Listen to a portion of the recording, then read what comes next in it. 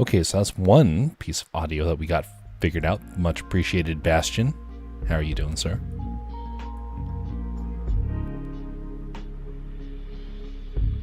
Alright, so that's working.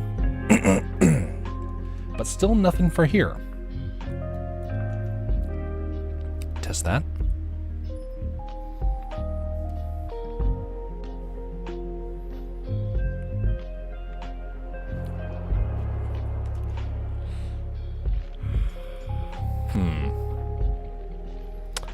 Why would they get rid of that connection?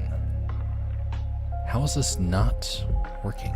Must be a match, otherwise find window of a similar type. Let's try this one. Transition that scene. Okay.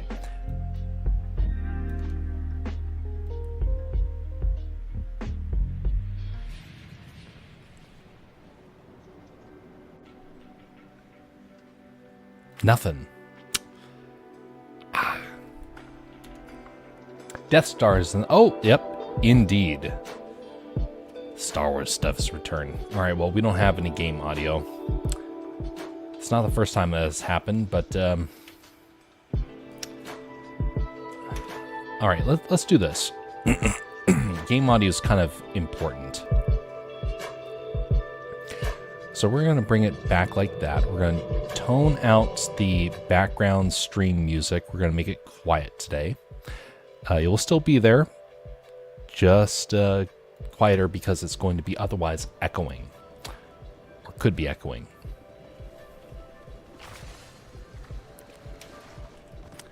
All right, so let's test this now. Okay, ready? Oh, we have audio. Right, so let's all right. Let's test this now. Okay, ready? Very well. All right, so we are off to the races. Greetings, one and all. This is our the week before my schedule changes. It won't change immediately, but it's going to change pretty fast. I have one business trip I'll have to take, so that's not going to really be accounted for. But anyway, we're in the process of making the big transition. It's been a lot of interesting. It's been a lot of interesting weeks, I should say. I'm not sure how confident I am of what the future is going to hold, but I do know this. You have to eventually challenge yourself to move on and to find new ways to expand. I tried making this transition years ago. It did not work. I didn't have enough material. I've been working on material to try and create,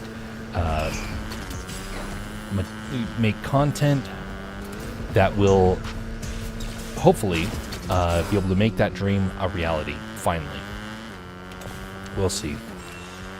No guarantee, and I am not going to pretend like there is ever guarantee. This has been a year, 2 years technically in the making, but a year intently trying to make it happen. The first year was kind of like a bunch of experimentation. Will it work? Will it not work? That sort of thing. Can't carry that. Not surprising. Anyway, that's going to be happening soon. We already went over some of the possibilities of what's going to happen, but I will give you all actual information upon that in the following month. We're going to be having an anniversary stream, a second take at that. It's going to be taking place sometime towards the end of June. And this one is going to have a display of some of the stuff to come. I have now completed, I would say, between 50 and 75% of some of the stuff that is going to be presented. So you're going to get some teases to some of that material in the anniversary stream. And I think some people are really going to like it. Maybe a lot of people are going to say, what's the big point? And I'll go over what those points are during that stream.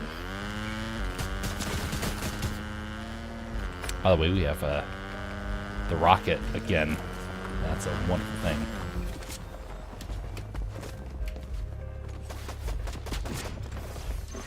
Where are you, buddy?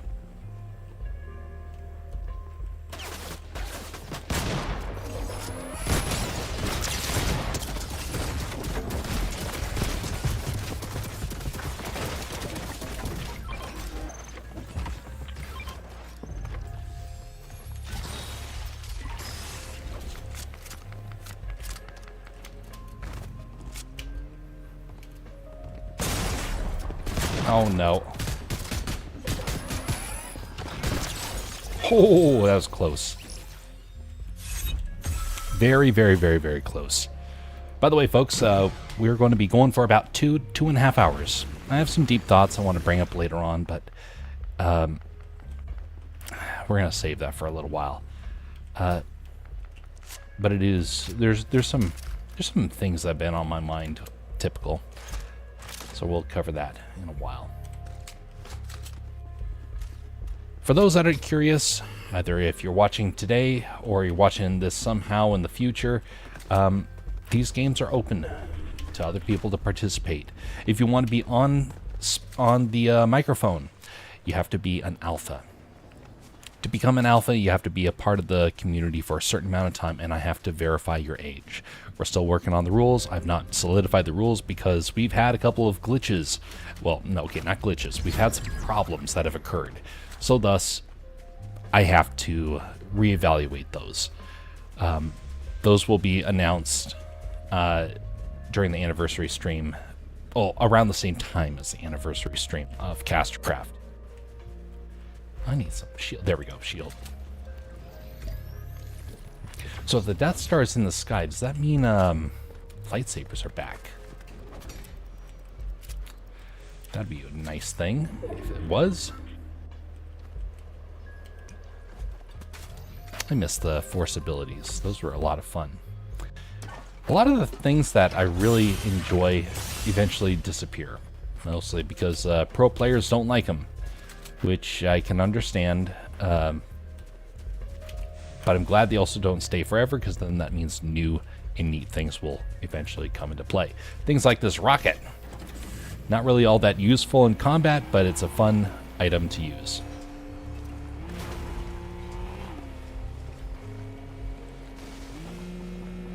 By the way, summer up here in Alaska is finally starting to arrive. We're in spring still, and it won't be true summer until about another month. But temperatures have been warming up, and the ever problematic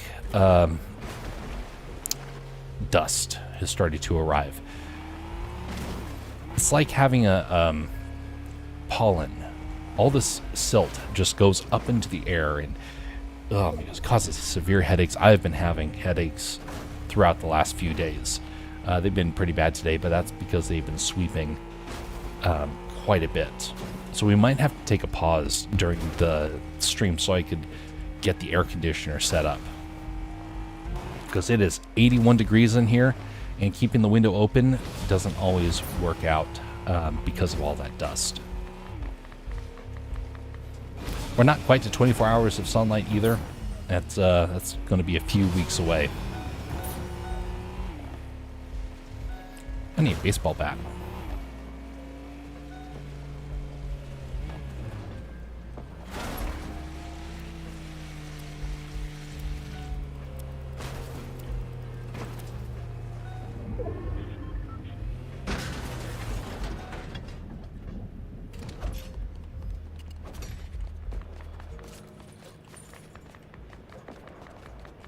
There we go, up there.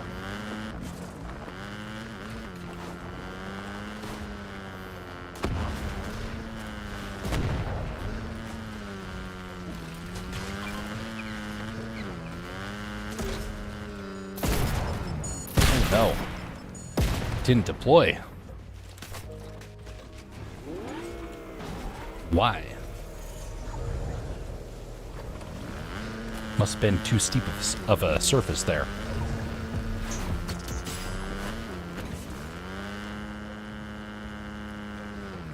Oh no. Poor motorbike.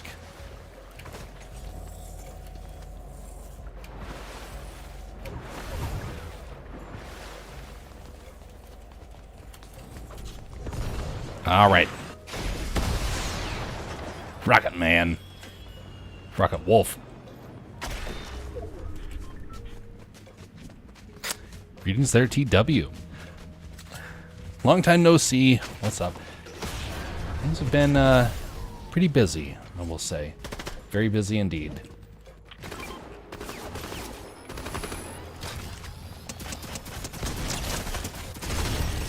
How are you doing?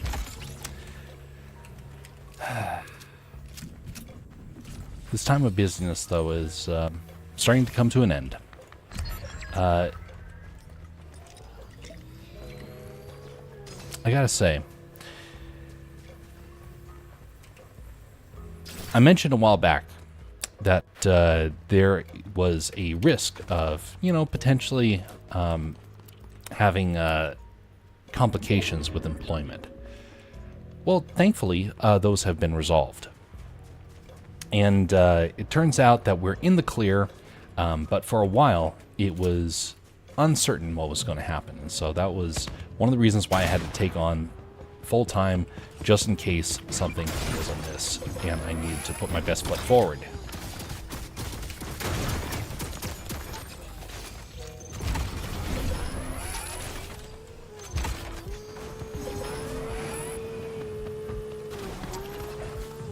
Come on, you turtle. Oh, come on.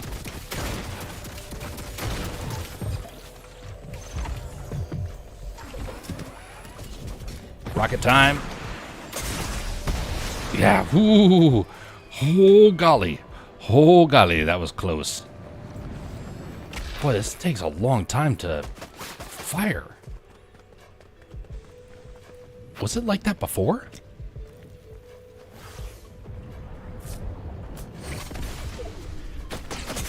Oh, come on. Ah, phooey. Let's distract it. I'm gonna wait here. Poor Bastion. Hiding from the light. It's not good to hide from the light. You know, if you live in shadow your whole life, you will find yourself becoming one with the darkness. And heaven help you if you become one with the darkness. Because otherwise your mind will start to go to terrible places. And you'll start to crave the presence of the light.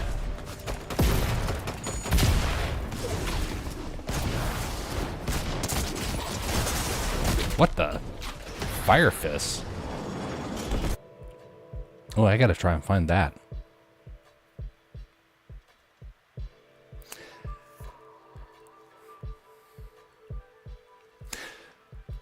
So when we get back, so it's not next week, it's the week after. So when we get back is when I have the neat things I'm going to be showing you. Wait just a second. Whiffy. I haven't been there. I don't know the layout very well. There we go. Interesting. So what's going to happen? All right, no worries. So what's going to happen is this. The stream that takes place for Castercraft is going to be an official split. An official split between the Alaska Man Jeff streams and Castercraft. If you notice, right here, you'll see the logo. That logo is always going to be there. But there's going to be a very distinct separation of the two.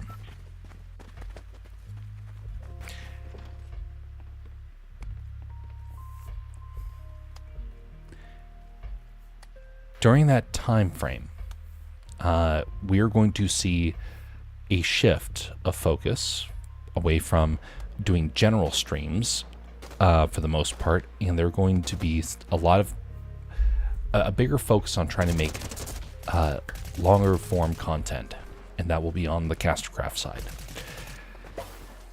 Generic streams will still happen over here. This side doesn't change, but it needs to separate because the other one's going to become the business side.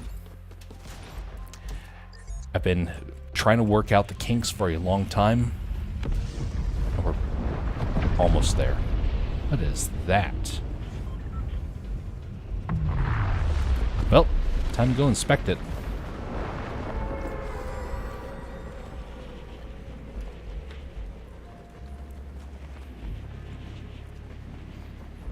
Like a moth to the flame. What are you? I'm guessing this is some sort of boss.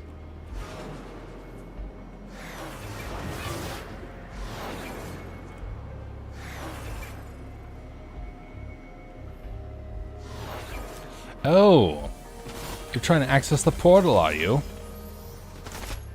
Cool. Ooh, you're gonna howl like a wolf, huh? Oh, no, you're the wolf. Okay. Oh, you got a baseball bat. You got a bat. Hey, look at that. It's not good.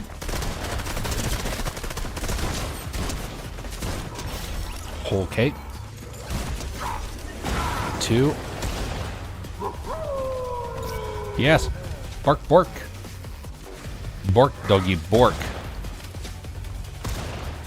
Oh, no. Here comes somebody. Here comes... Ah, phooey. Well, now I know what's there. Well, generally, I don't know what sort of benefit there is. Ooh, is a tire change. Interesting. I wonder why. Birthday is in 16 days. Ooh. Very nice.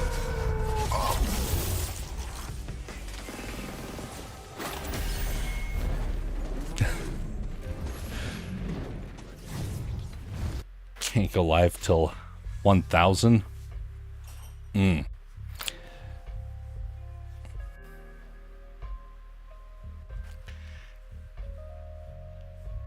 trying to get that amount is very difficult. Very, very difficult indeed. And you know, it's not really plausible for most folks. It becomes like a chasing of the wind. And what happens with that is there is a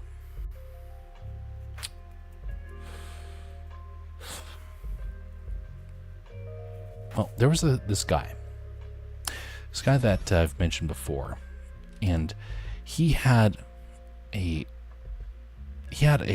business that he had made all around Fortnite. Thousands and thousands and thousands of people. And during that time frame, he was making a whole lot of money. Well, all that fell apart eventually. But during that time, he was not happy. In fact, he was downright distraught. What was a fun game initially became a chore, a business, work. Whatever you do, you should do so with joy, and because if you don't, well, even things that are fun will eventually no longer be fun for you.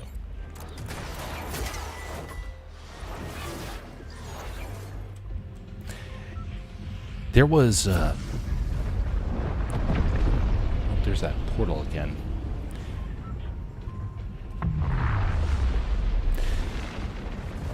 So he did this game as his job for several years. And he lost all joy with it. Eventually he quit, and he never wanted to play the game again.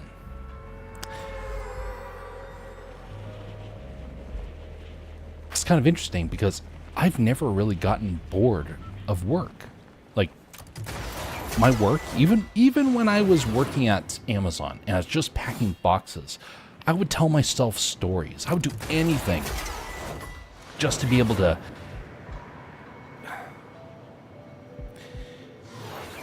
just be able to have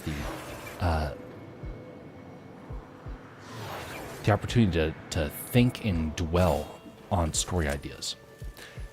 So even in jobs like that, I could enjoy it. Ooh, gloves, perfect. I don't need to have a game to have fun working. I have fun working regardless. But if you can't find joy, if you can't find joy in your work, well then even if it's a game, it won't be fun for very long. It will eventually become labor intensive. Flawless victory.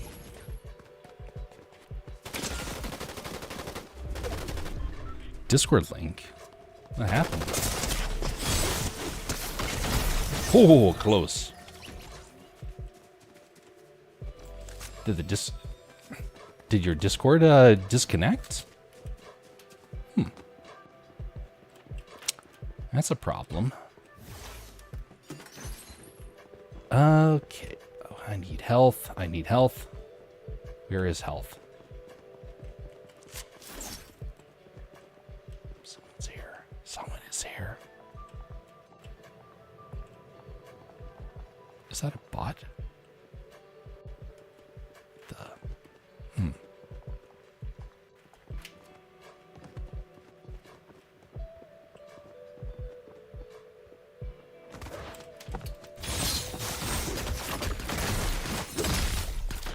Oh.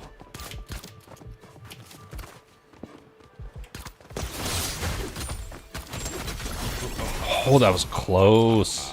That was so very close. Don't try and stalk a wolf. You get the fangs. Oh, there's shield. Perfect. Well, that's peculiar. Well, we'll try and figure that out. We'll try and figure that out between rounds here.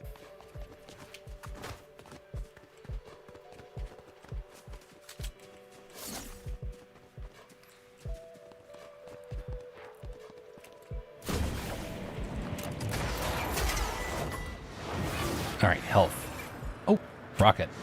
Oh, no, that's not a rocket. That's a drill. Eh, close enough. And shield. Perfect. So, after a couple of months of this guy, this is the guy that, you know, used to do gaming for a living. He went from making, what was it? $8,000 per competition, $8,000. He went down to nothing because he eventually aged out. Oh no. Flawless victory. Yes, flawless victory. Although that was not what I would say flawless.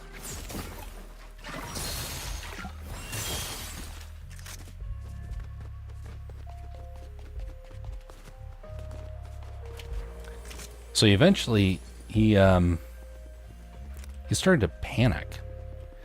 He went from having all the fun in the games to suddenly not having fun and feeling depressed to suddenly him not wanting to ever do it again.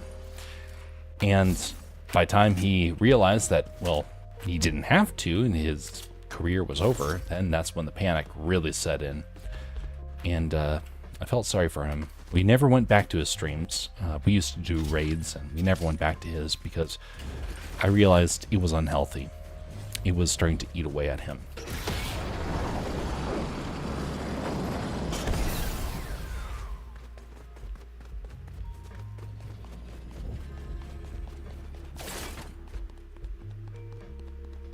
Irashimase!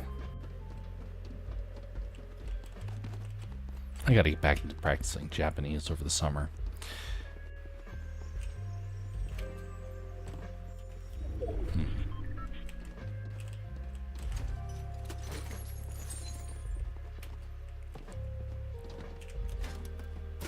That reminds me of a conversation I had with another streamer. And he's not been anybody to really get too excited about the streaming stuff. I mean, he has fun with it, but he's not like all gun-ho about it. It's fun for him, but he can live with or without it. It doesn't change who he is. Well, recently he's started dealing with people that have been trying to sabotage. And he couldn't... Oh, no.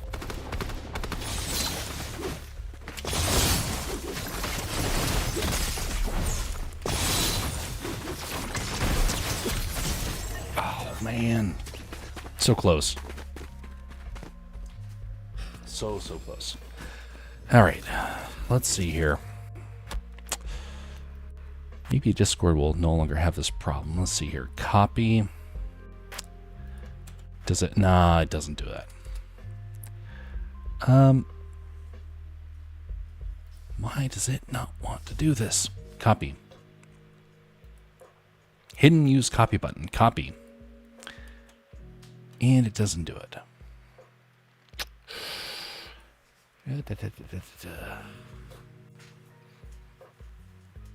You know, actually, it's kind of interesting. I'm actually starting to realize we might have to leave Discord one day. They've started to change pretty badly. We might be going to Gilded one day. Maybe later on this year. Cannot copy invite. Why will it not do this? How to fix not being able to copy link to Discord. Okay. Reset. Okay, let's try this. Server settings. Go down to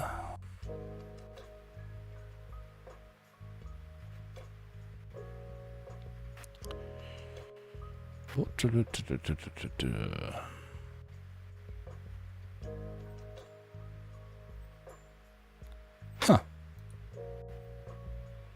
That's odd. That is very odd. It's not allowing me to do the invite.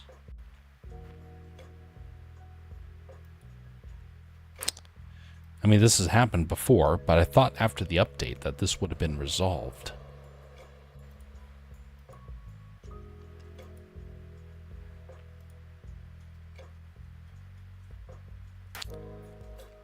Create invite link. Copy, paste. It's not doing it.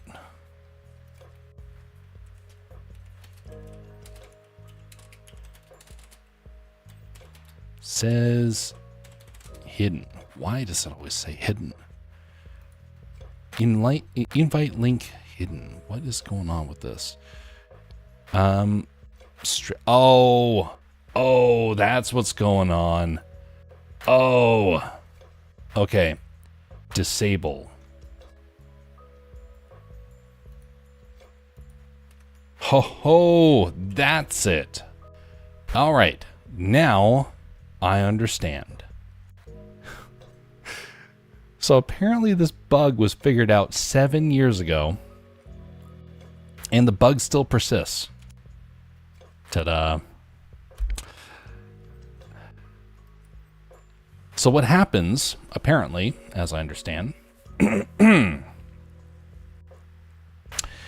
is if you have streamer mode engaged, which it happens by default, that means you can't copy the link. That's a bug. Why would they disable it for the owner of the Discord? Logic. Games sometimes don't have it, and so does Discord, apparently. Okay, so let's now change this. It's kind of weird that it keeps kicking. Well, live and learn, I guess. All right. Been given pup status again, and ooh, we got the silly looking dill pickle. Ugh, not a fan of the pickle. All right.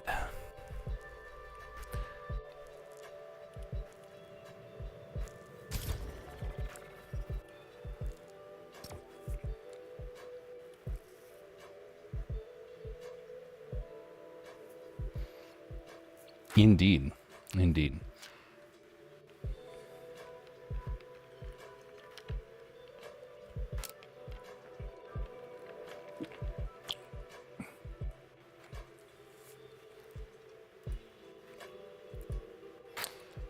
So Discord is going to be having some problems in the near future. See, Discord made the decision to hire some people of questionable status. As a result, some of their business practices are about ready to change. They're going to be focusing more on profit, which is going to proceed to cause some problems. Because it turns out when you try and focus highly on trying to earn profits, you're willing to turn on your customers.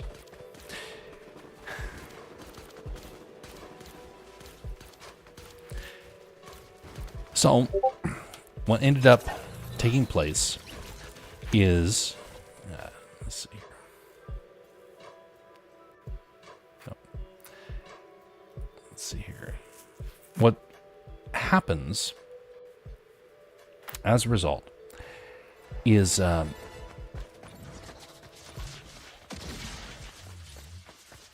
you start to look for any way to try and generate revenue. Bad idea. That means you're willing to look towards the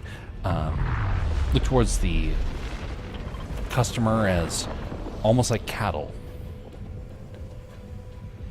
or sheep to be sheared. By doing so, you may get people to cooperate for a little bit, not forever. Eventually, it starts to come back and bite you. And Discord, they're going to experience that.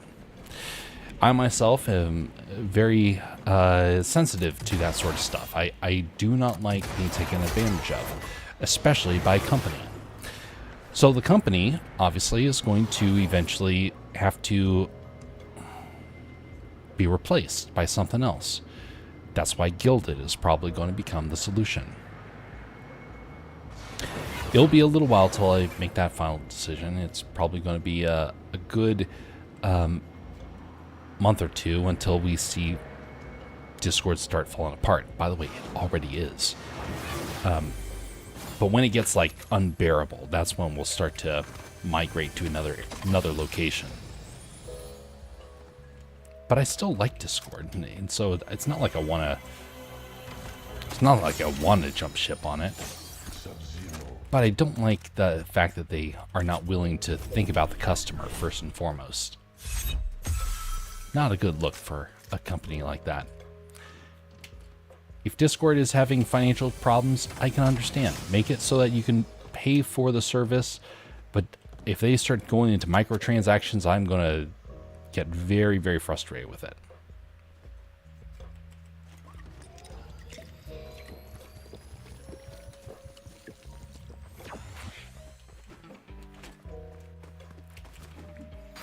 All right, grab this.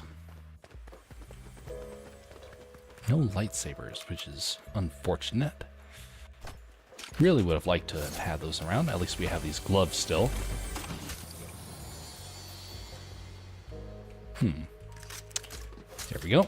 I think I saw a team over here.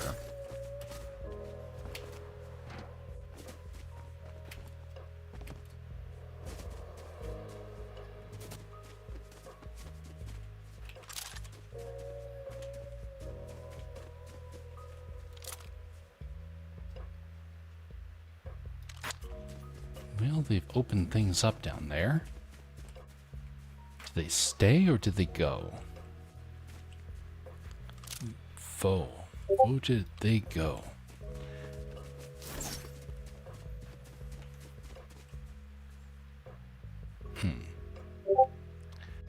Let's see here.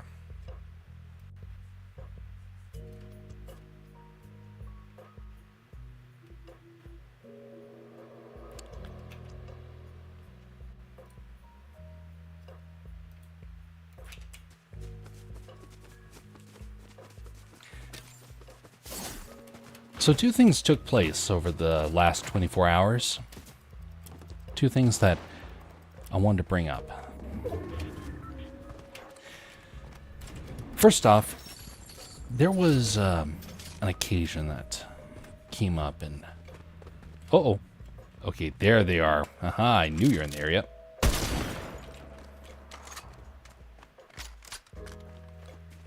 Alright, hold that thought. There we go. Where's your friend?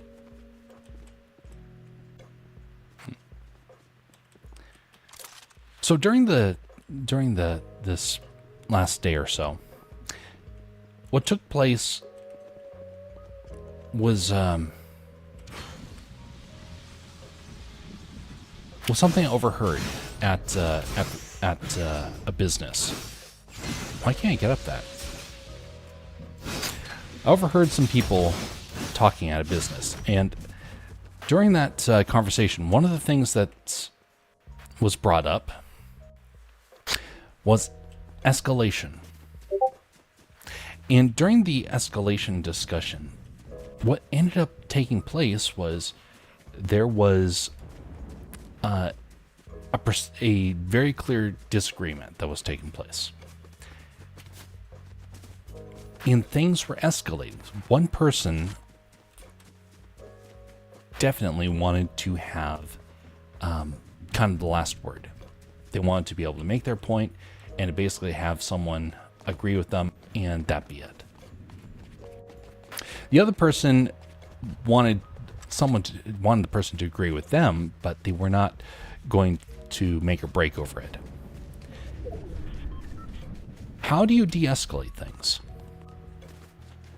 That's a very legitimate question, because we're in a culture where de-escalation is really, really hard.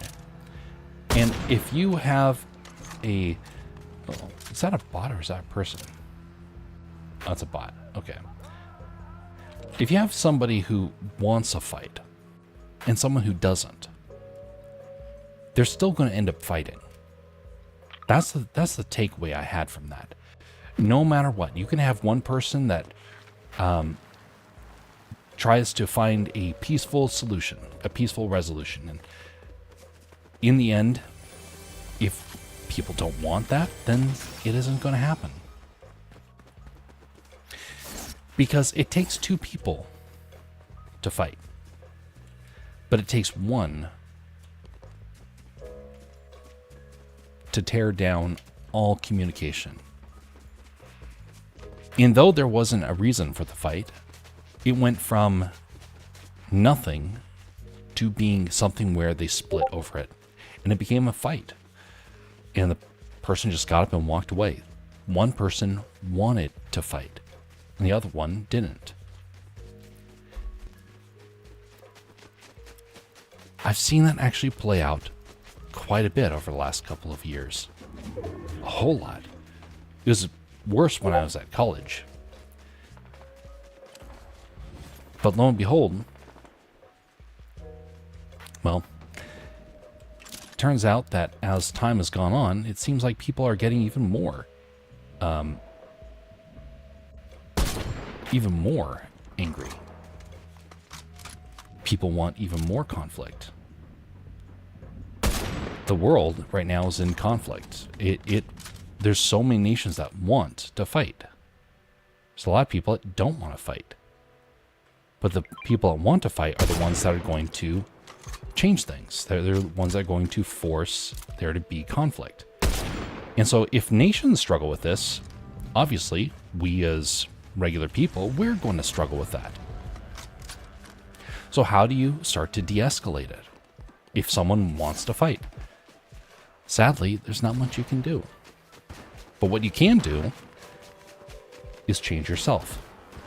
You cannot respond in bitterness.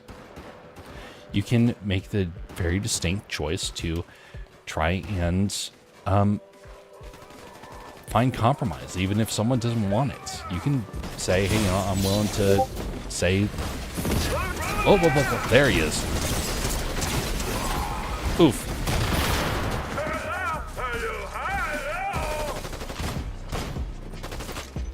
Yeah, that was going to happen.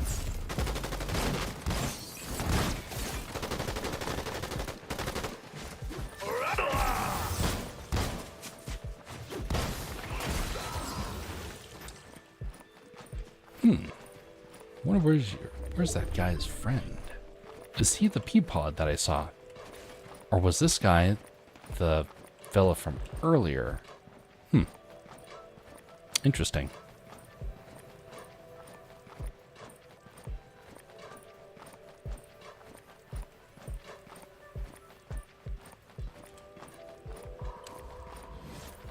Well, like a wolf, I'll crawl on all fours as I go down to the river, looking for a last drink.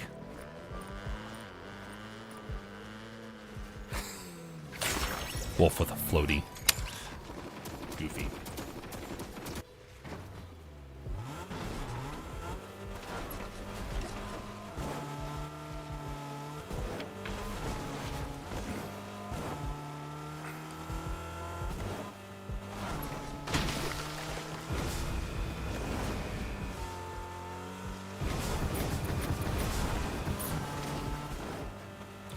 So the escalation.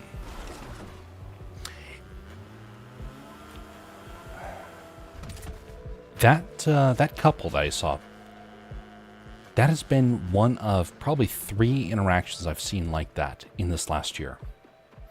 People who were certainly had strained relations to begin with, got heated when escalation took place. So what are some techniques that you can do to help cool things down? One is you refuse to let yourself get heated. Now, I learned that a couple of years ago when I was working with the YouTubers. And it was something where a lot of people had the idea that anger and aggression was going to get them more views. So then they leaned into it. The ironic thing is that they actually believed it, and it got worse as time went on. Their anger would actually grow with each time that they were on stream.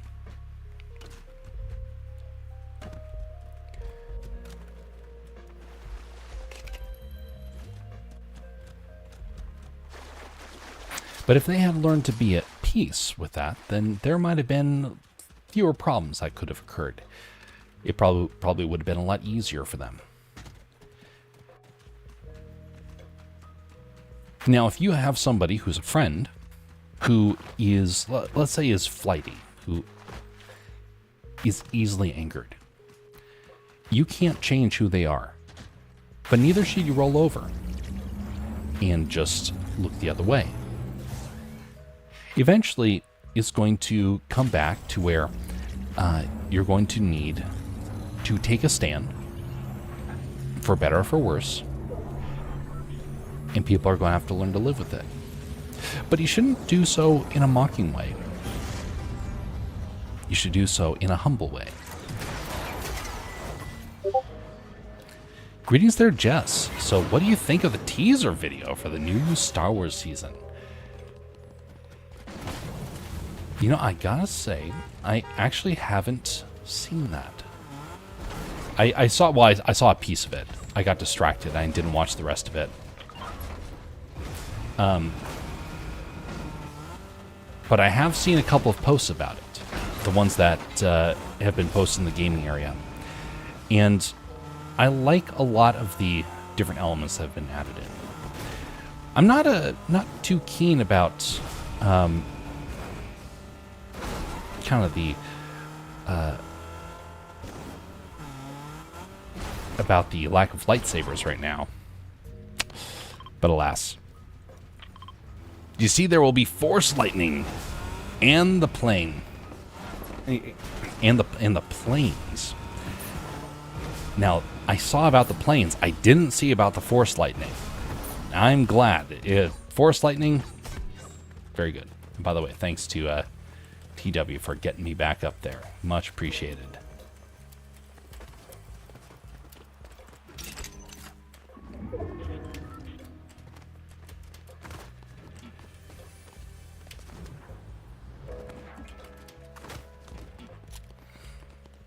How's life been for you, Jess? Darth Jar Jar, yes, bring on Darth Jar Jar. I could get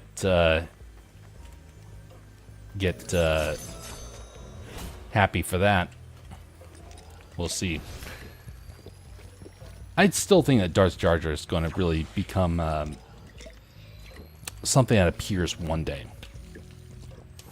Probably in the remake. Star Wars, yes, Star Wars will get a remake one day. And when that happens, you probably will see Darth Jar Jar actually rise.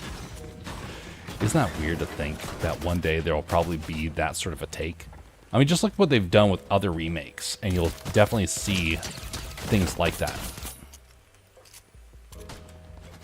It's been busy. I understand. It's been busy here too, so completely understand. Okay.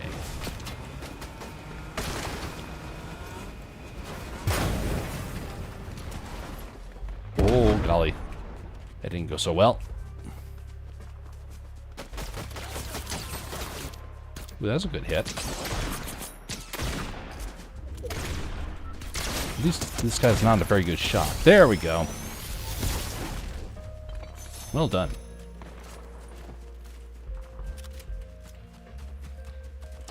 Okay.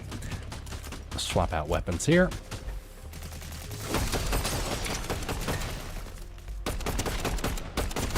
Gotta love the ball bat. They recently tweeted a photo showing what skins are in the Battle Pass, and General Grievous is one. I did see General Grievous. That is, that's a great one. He's one of the most iconic of Star Wars characters, not just because he has 4 limbs, but, I mean 6 limbs, technically. But, just because in the films, he is a character that really does, like, bridge the gap from the old, from the new Star Wars and the old Star Wars. He merges the prequels and the sequels.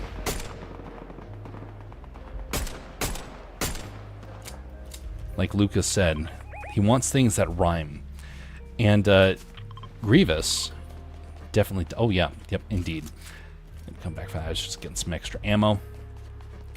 Grievous helps bridge the gap between the droid army and Darth Vader, showing it's kind of like a combination of the two. Darth Vader became part clone, part droid, so to speak.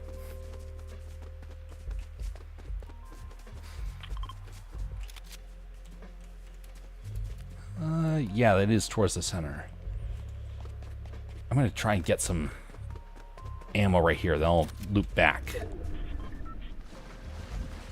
Okay, got that. Good, ammo.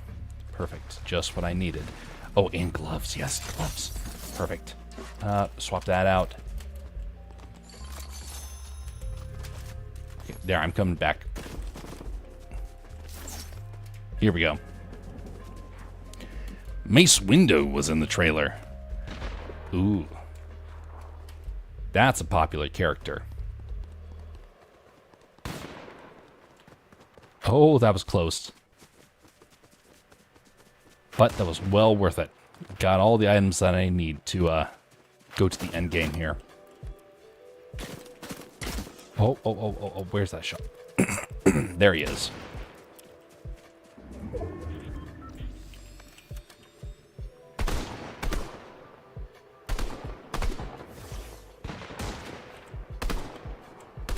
There's a bit of game lag here. No more ammo. What the? Uh-oh.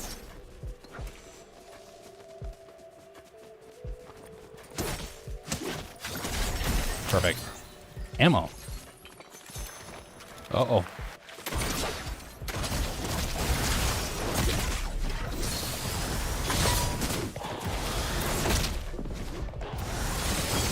Ho ho! Perfect. You can't get 2 gloves. Scorpion. Yes. 2 gloves. Uh-oh.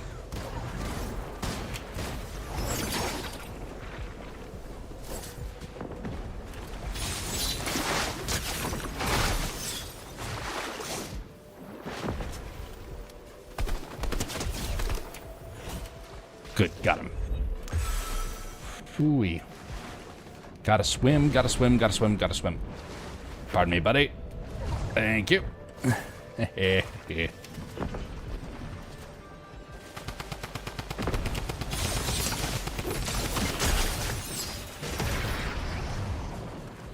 Ooh, he runs away.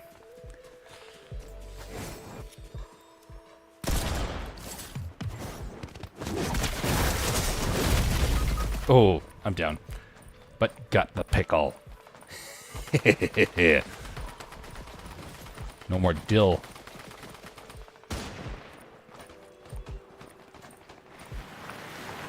Oh, someone's behind. Blue kitty. Oh, no. Ooh, he had the Midas Golden. Fancy. Boy, I did not have any health towards that end there. Well, that's how it goes. So, de-escalating. What are some techniques you can go about for the de-escalation? Well, one of the things that can take place is by changing the subject.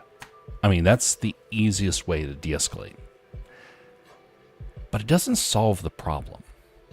So, you can distract for only so long before it eventually becomes something where you can't distract anymore, and it has to be confronted.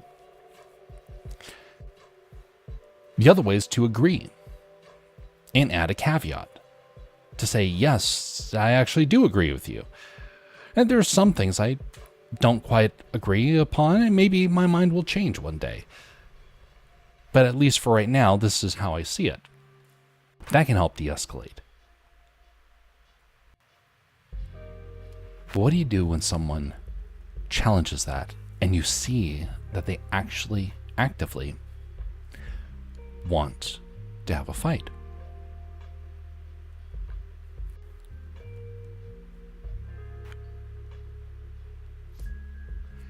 All right. Have a good night, TW. Thanks for participating. Rest well.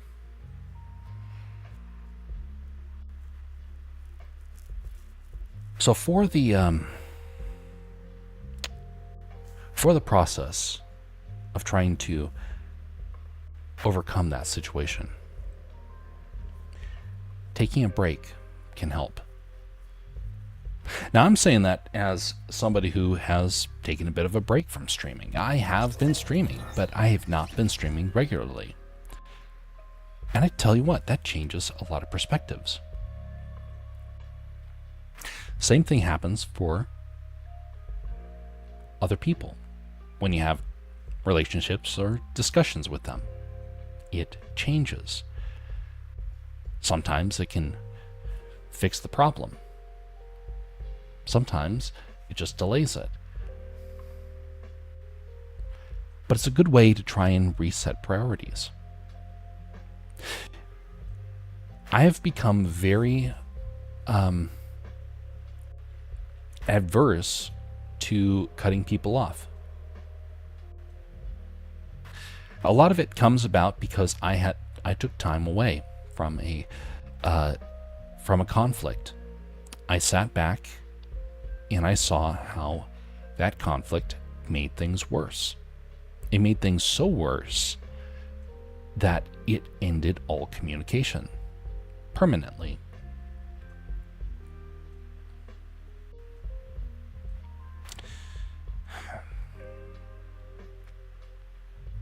You know, as a believer,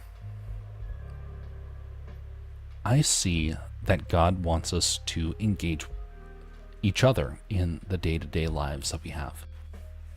It's easy to get angry. It's easy to have strong opinions. It's really, really, really hard to find compromise. A good example is all the war that's taking place. We have now Pakistan and India getting ready to fight. It's going to happen. There's going to be nations that are going to rise up against nations. But we ourselves should not be allowed to become embittered and enraged and decide that we're going to fight one another with the same fervor that nations fight. Because we are the hands and feet of God. He works through this world through us. Now, he can work without us. He is completely able to do that, but he chooses to use us. What sort of people would we be if we cut off communication to each other?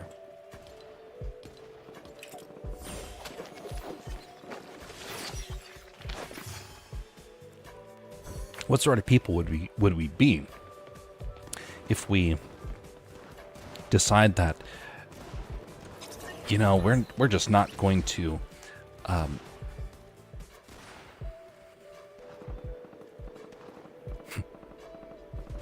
if we decide that we're just not going to seek peace at all, we're going to seek victory.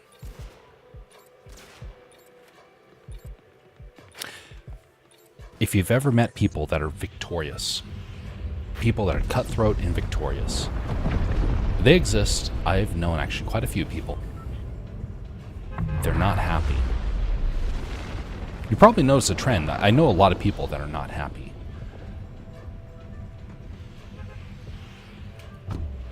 They win, but they view each other as basically people to be exploited and folks that are going to be the means to an end. Those people are not happy. And there was an interview that came out recently where they were actually asking this question, that some of the most powerful people, most successful people in the world, are all the most miserable. I have seen that firsthand many, many, many times. And so when I heard that news article, I was like, when I heard that news report, I was like, yes, I know exactly who they're talking about. I've seen it. And I tell you what, it hits you like a ton of bricks when you are able to identify it. Oh, wow. That's unfortunate.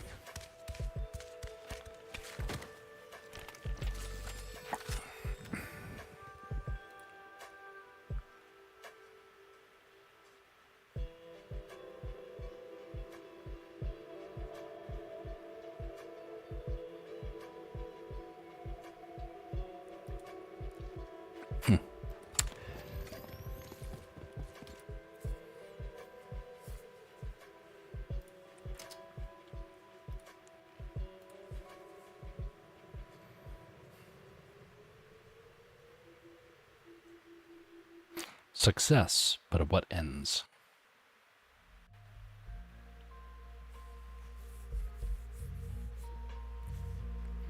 What if you were to gain the whole world, but not have love? You know, that's something the Bible raises. question about is meaningless if you were to gain the whole world and lose love. Now, it's not talking about romantic love. It's talking about love for your fellow man. If you see somebody that is down in the dumps and you take advantage of them, that doesn't end well. That's what it's referring to. If you gained everything and you had the ability to do what was right and chose not to, that's when problems really start to occur. Chocolate. Well, Bastion, let's try and focus on things that are slightly more alive than chocolate. I mean, unless your chocolate's alive, then if so, I think that would be a bit of a problem. You might have one of those magical frogs from Harry Potter.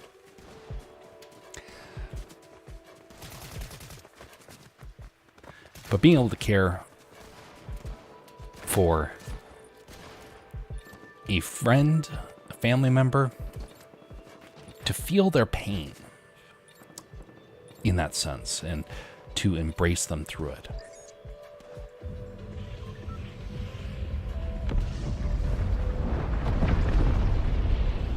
It's a pretty neat effect. I like that.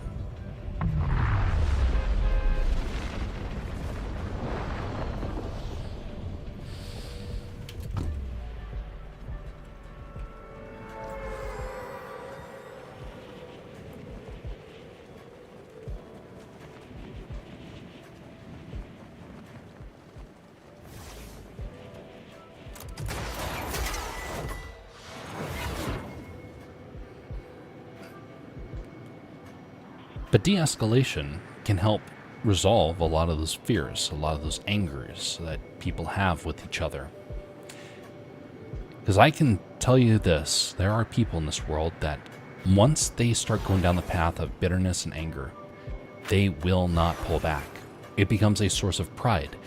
And the Bible mentions that the Lord hates pride. There's a reason for that. The more prideful you are, the more upset you get when people refuse to adhere to your ways.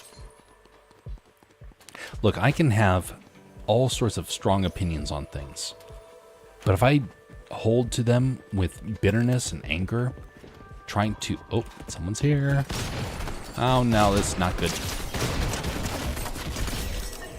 Phew. Kind of a reverse of the last game there.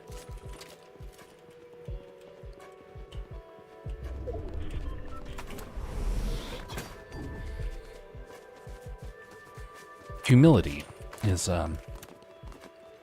going to get people to see things your way a little bit easier.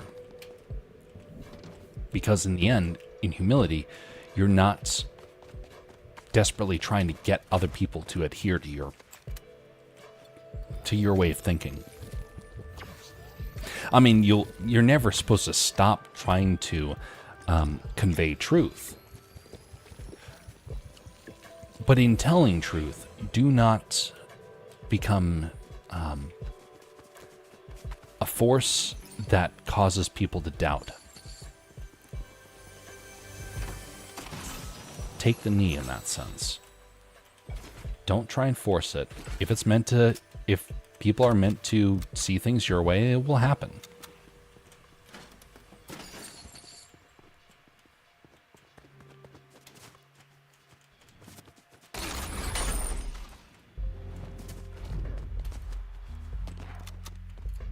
That's one thing I think that Trump doesn't quite understand about the conflict that is happening in Ukraine. I've been released from Light. She says hi. Hello, Light. Bastion was being scared and hiding. Oh, Bastion's here now. Greetings, Bastion.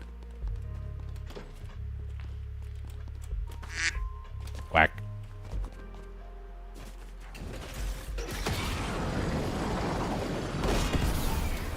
Still no swords. So sad.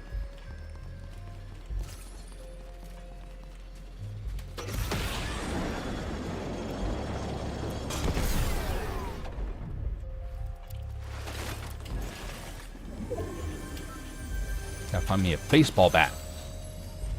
Ooh, that's better.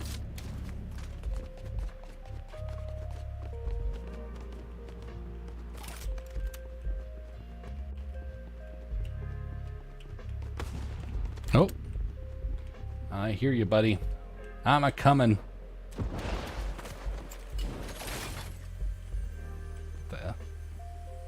Where are you? Oh, there you are.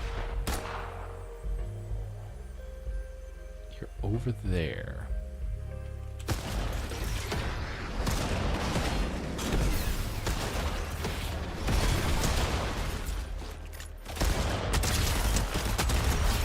Yeah. It's a fun weapon. No, swap that out. There we go. Much better. So that if I was to talk with Donald Trump, because he's been trying to get people to stop fighting, and I believe that is a noble goal. I do believe so. I don't think he understands though when conflict becomes about passion rather than about money. I think he understands finances really well. I don't think he understands conflict in terms of values. Because I heard something interesting the other day. It mentioned that the Russians and the Ukrainians, both of them, claim that they're fighting a moral, righteous, holy war. They both believe that. Whether or not they actually are is not the question. It's the fact that they both believe it. And if you believe it, well, you're going to act upon it. So you have to do one of two things. You have to either agree that somebody is in the right, or you have to help them understand that they're not. Because you have to solve this problem. And I don't think Trump understands that. I think that he's starting to understand it. But I don't think he truly understands just how passionate some of these people are with their warfare. Kind of like in World War II. When we were fighting the Japanese, they were going... Uh-oh.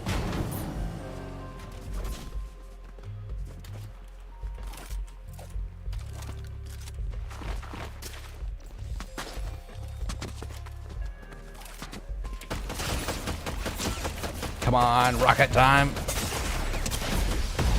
Oh, golly.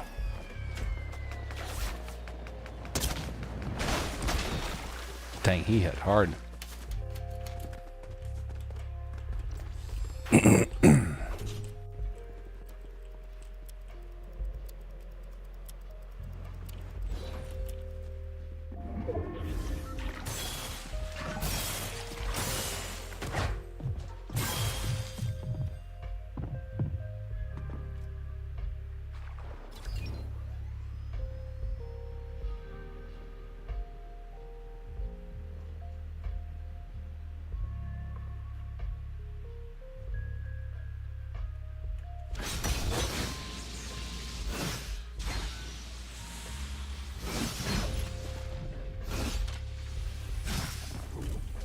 That was close. Oh, that was close. Oh, golly. I thought for certain he was waiting up top.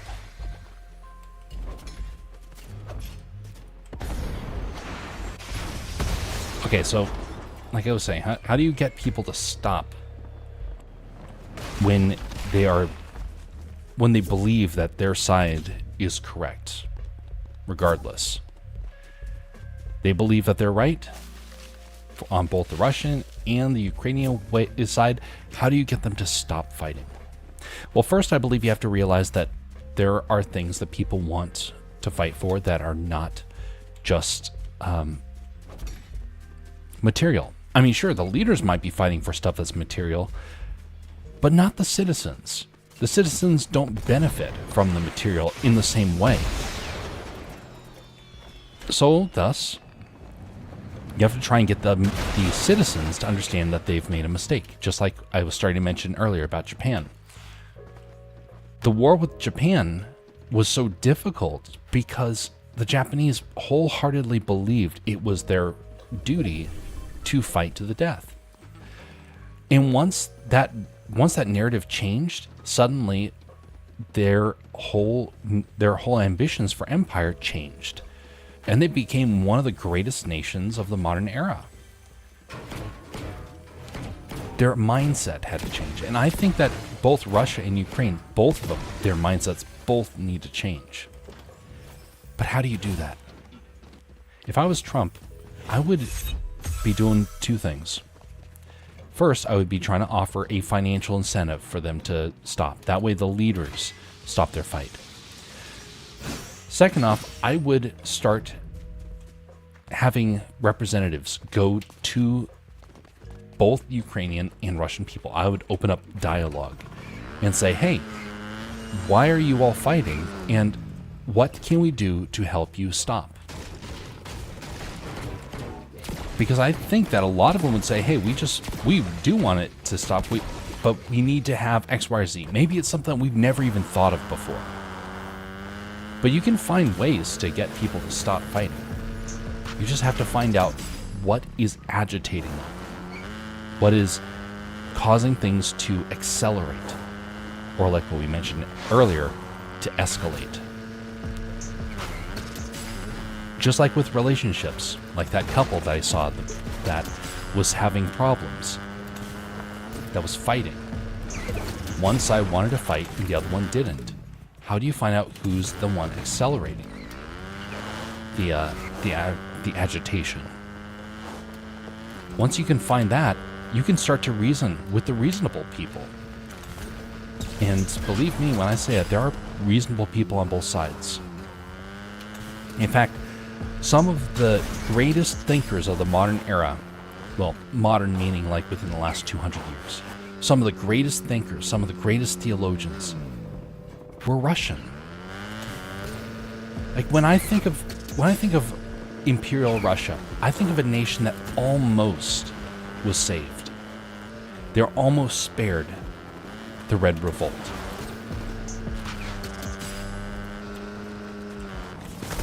Oh, it's not good. I don't have a good weapon for this. Baseball bat.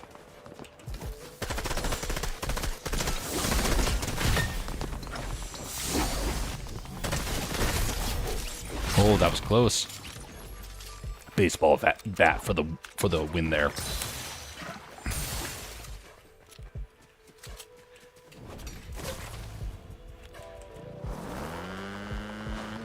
So Russia can, by all means, be a reasonable nation, and they have very deep philosophical and theological thinkers. Don't discount that. I think if we are able to find a way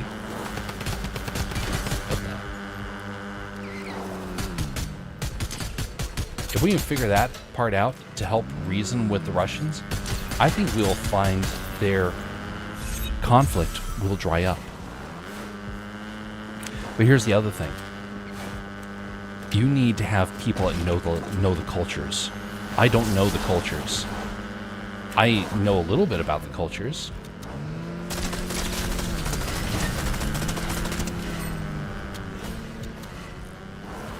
But I don't know enough to be a moderator of peace for them.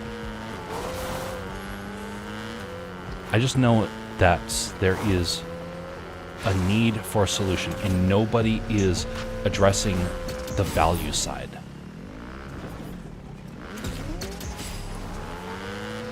Trump has raised it, but he hasn't found a way to word it appropriately.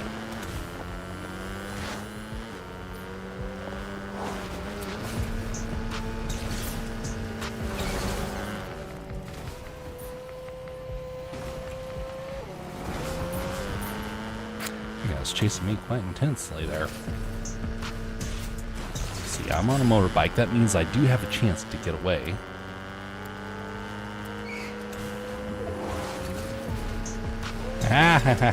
Oh, messed up.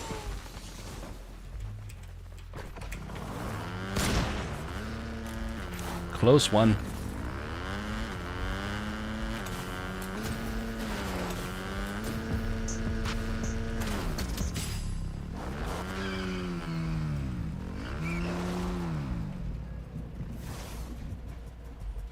Where's he go? Alright, storm's here.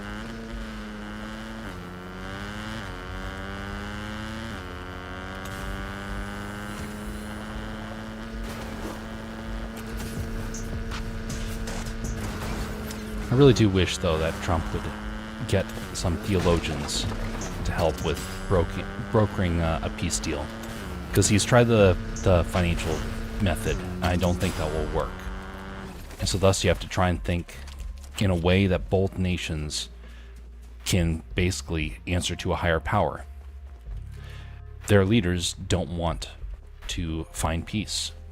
That goes for both of them. Thus, you have to find a way to get them both to admit that there is a need to change for both of them. By getting them to answer to honestly, if you get them to realize that they are answerable to God, both nations will have to recognize that. Russia will probably be the one to recognize it first and foremost, but they also are going to have a lot of problems that they're going to have to try and deal with. They have spent a lot of time trying to create a theological argument for their conflict.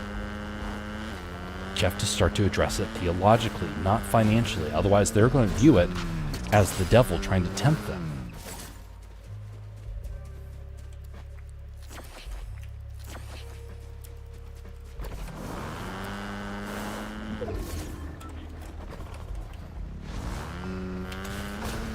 In the end, though, I'm not a very good peacemaker, you could say. I got strong values, and it doesn't necessarily mean that I know how to get people to change their ways and to calm down situation. I can get it to work sometimes. It's not guaranteed. I know that. But I do know this. Regardless of who you are, you still need to try. Maybe it'll pan out, maybe it won't. But if you don't try, well, there are severe consequences for that. And maybe consequences you don't fully understand until much, much later. Oh.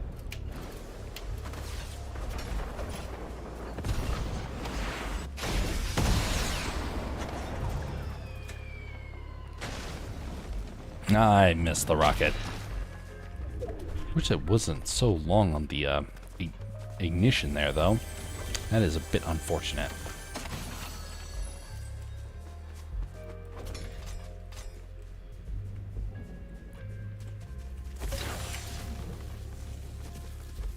Someone's around.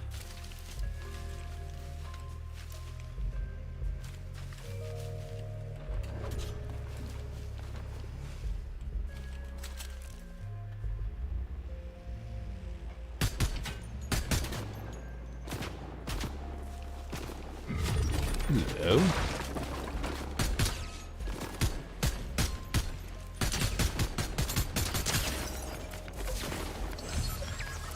Oh, that was a sniper shot.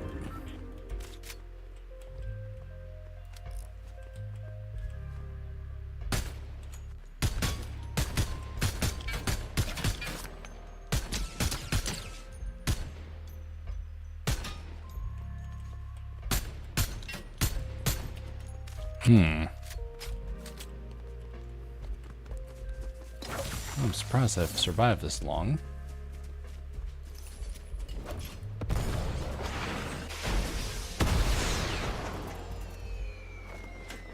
Where'd he go?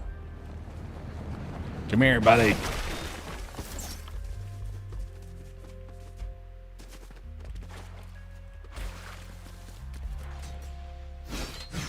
Be comical if you could actually win this game by brokering a peace deal.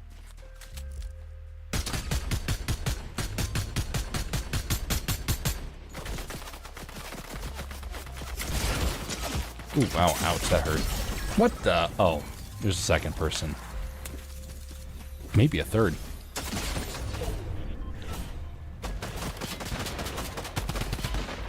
Alright, going back to pick up the Bastion.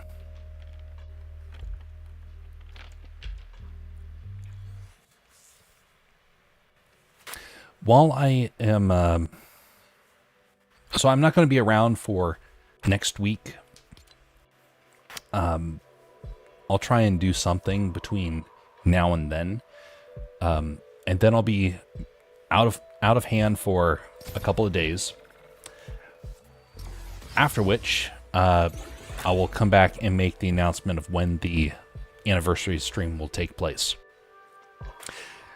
During that time frame, I'm going to be trying to pound away as fast as I can to try and get everything squared away for the final stage of this whole adventure. Well, final stage of the preparation to this whole adventure. And then we will be off to the races, hopefully.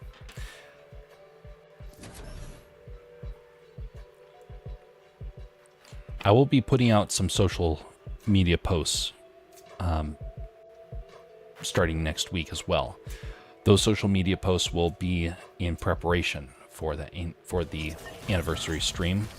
We'll start teasing some of the things to come, and hopefully people will find interest in it. If people don't show interest in it, it's probably not going to go so well. I know that. There's quite a bit of what you could say luck in terms of how these things go.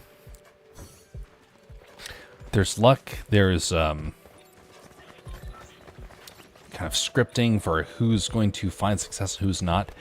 But in the end, it is God who decides whether or not we are successful or not. You can choose the landing zone for us, Bastion.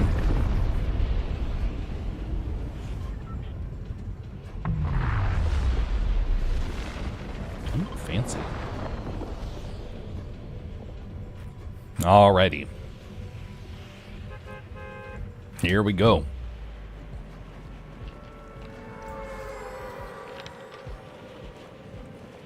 I know I've spent a lot of time teasing about some of the things that are going to be coming. I haven't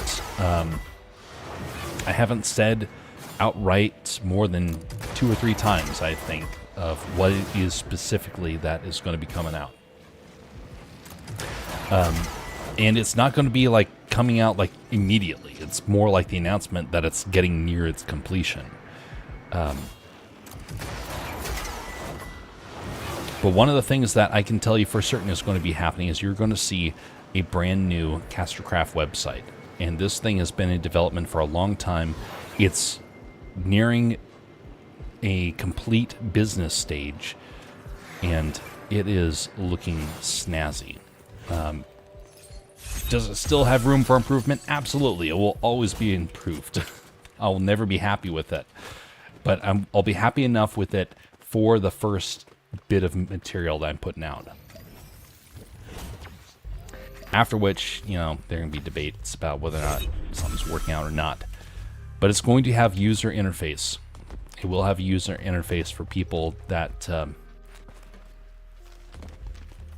have an interest in that sort of stuff. The goal is to try and be free from any other platform that, oh, thank you, that could potentially cause problems for some of the material moving forward.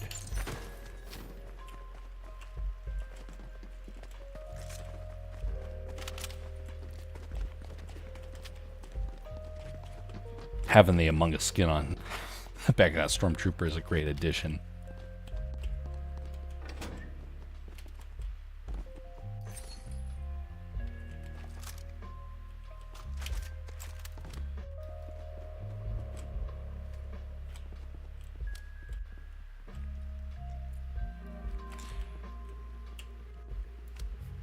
Upside down picture.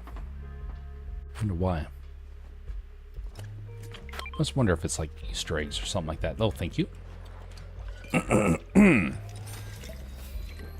Oh. Clever. It's more of a Christmas sort of thing. Oh well. Missing. Ooh.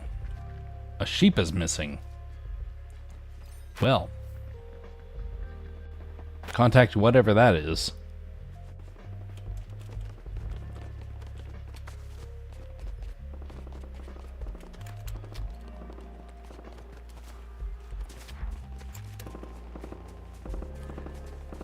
I've been testing this user interface for a while. It's not going to be without bugs, but it's going to be a lot more refined than the Silverado stuff. It took me a long time to get Silverado figured out.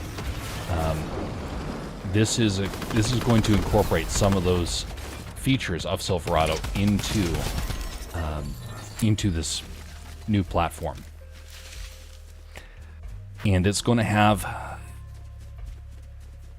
a lot of the problems fixed, like logging out. That's a regular problem. This no longer will log you out. It does utilize cookies. Just that's how you make that function work. So it will come with like a disclaimer for anybody that wants to utilize it. But you can basically treat it like it's a kind of an open sort of platform for the most part. Already got a drill. Oh.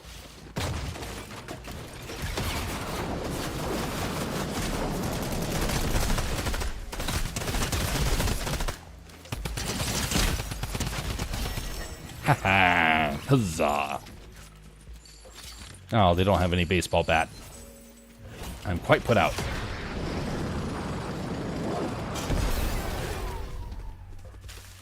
Grab the ram here. There we go.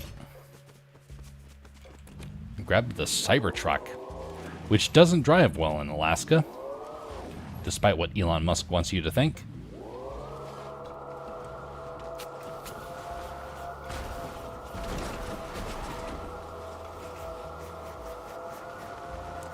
Oh look, Bastion's got little tiny lightsabers.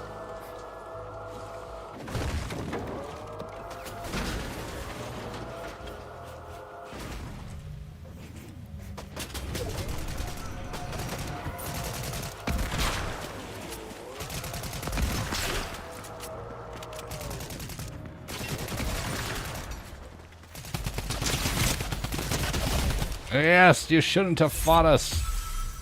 You villain. Give us a baseball bat. Oh, no bat.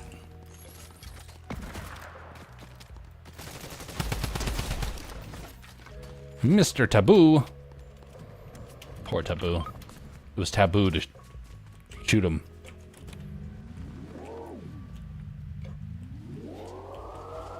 So we'll have cookies to keep the system working. It's going to have some simple communication features. There's going to be a form of encryption for it.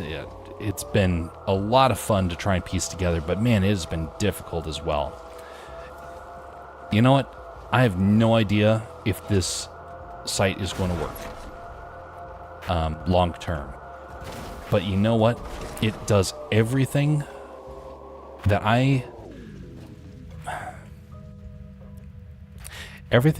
heard requested from people. No, I don't mean this community. I mean the YouTubers. For those of you who were or are a part of that community or are familiar with it, they had they have a website that they've been working with, and they charge a lot of money for people to get to use it.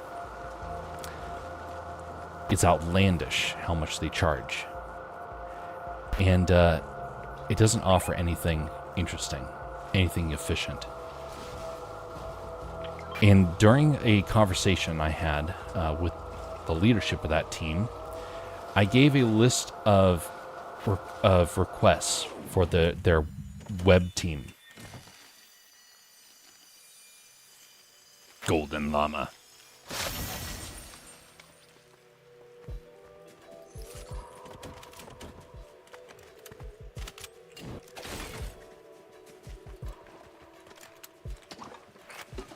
So I gave a list of requests of what I wanted to see the website be able to do.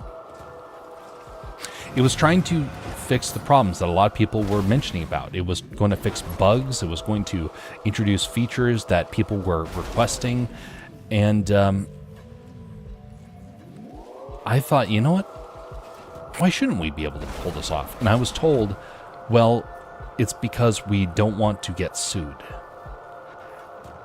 And it's like, well, it doesn't take much to have a simple monitoring system. You can automate it. You can have someone just manages it. It's not hard. And it was rejected. The plan was to try and do it for a couple $1,000, and the whole plan was scrapped. Oh. Well, like many things, I waited to see if they would actually incorporate some of those features, and they never did. And I finally was like, okay, well, fine. Well, one day when I get the opportunity, I'm going to try and fix that. I'm going to make my own place for that. Well, part of the new Castercraft is going to incorporate that. Part of it.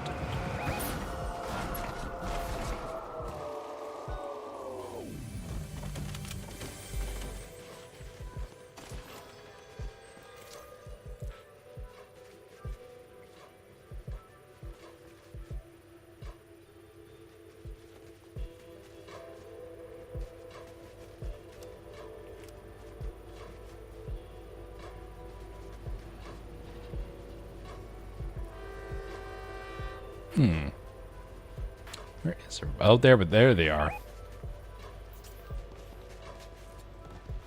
Come along, Bastion. We got some villains to take care of.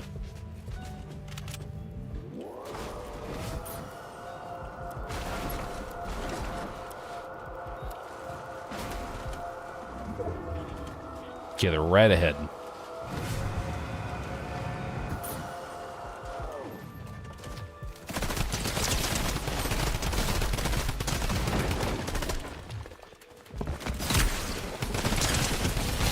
Huzzah.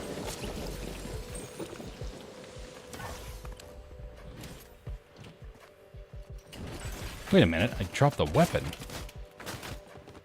Oh, that's strange. Uh-oh. That's bad.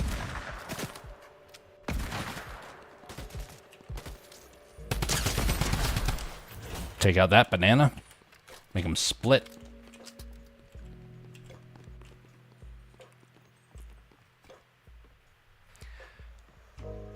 TRS News has raided. Greetings, TRS. How are you doing? That's the first raid we've had on the Rumble side for a while now. Well, greetings, one and all. What were you doing in your neck of the woods?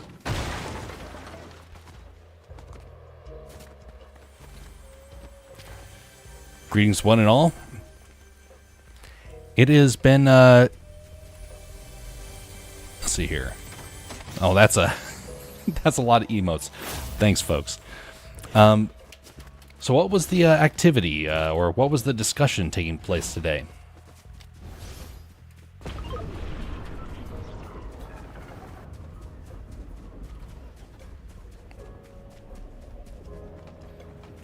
Fortnite, yes, indeed. I'm not a professional Fortnite streamer. What I am is a professional rambler. And Fortnite is a way for me to ramble and also game at the same time.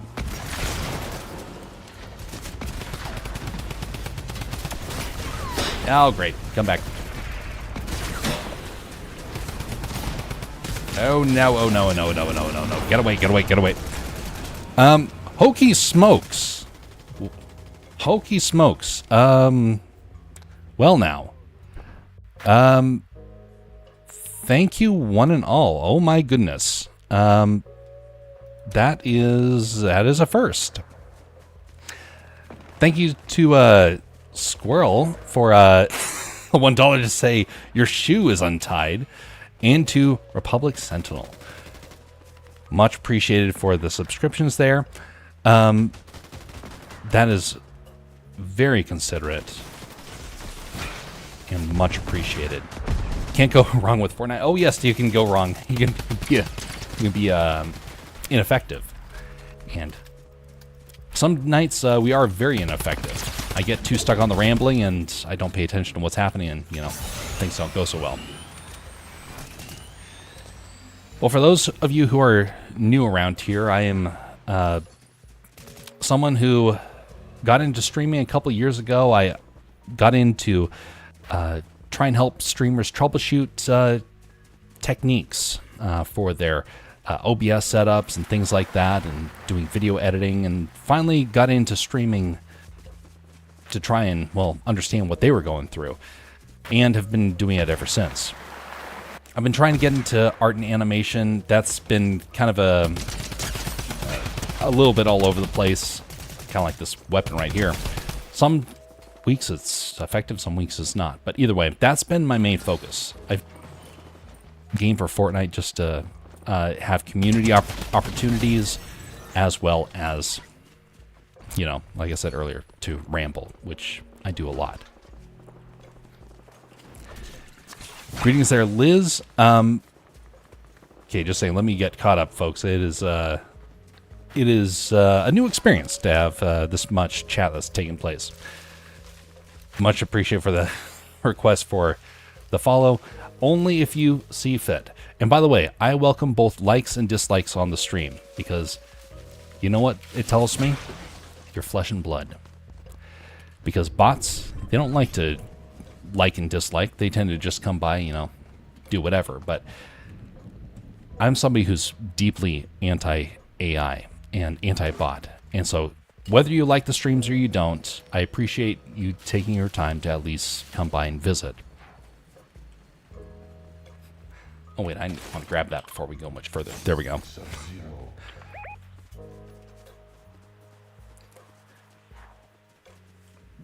Yes, indeed. Yes, indeed. Oh, who you seeing? Over there? Okay. Yeah, be sure to give Sentinel a follow there. I've been over there a couple of times before. Look, I can get rid of this hideous cartoon. There we go. I'm going down. I needed a baseball bat.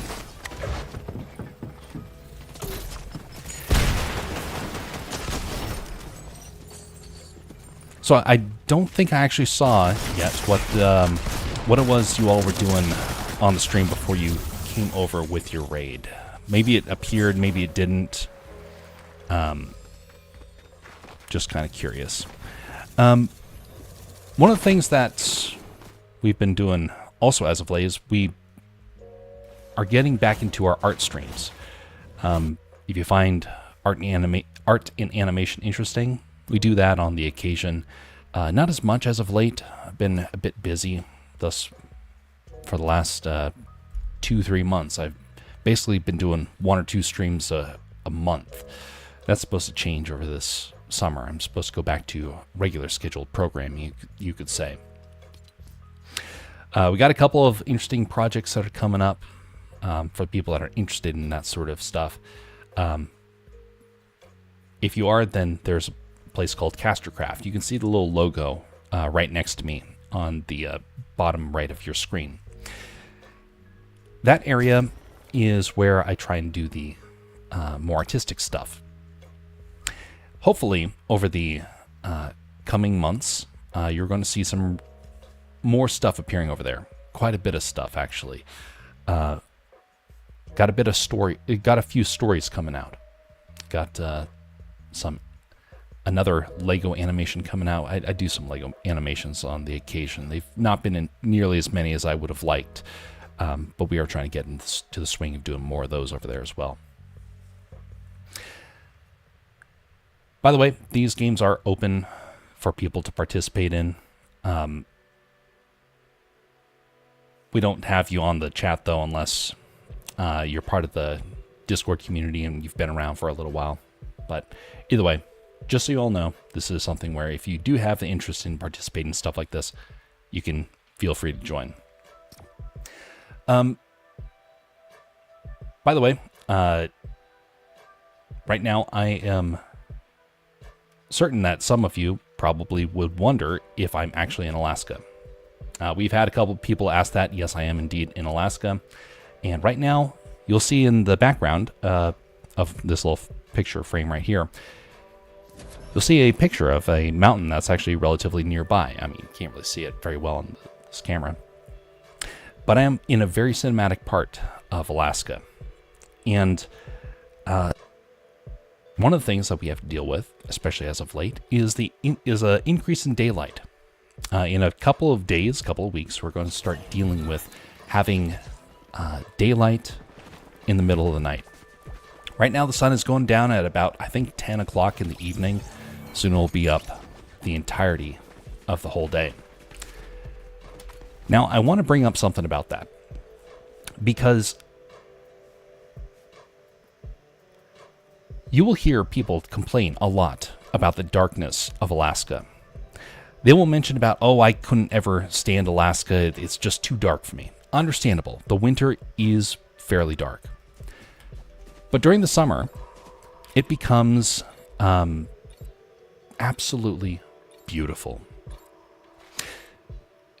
When you get a chance to go and just have a stroll down the street at midnight, it is actually very refreshing. It is, you hear the sounds of evening constantly, and there's a beautiful little breeze that's coming along. And we tend to forget that Alaska actually has as much light as the rest of the country. It's just consolidated. That means you have to take advantage of it during the summer by actually going out during the evening.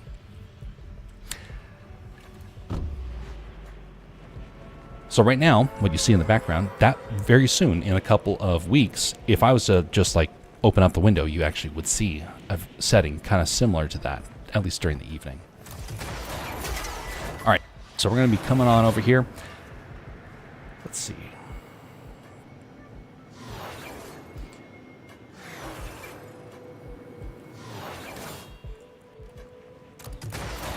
What is this going on right here? Just a second.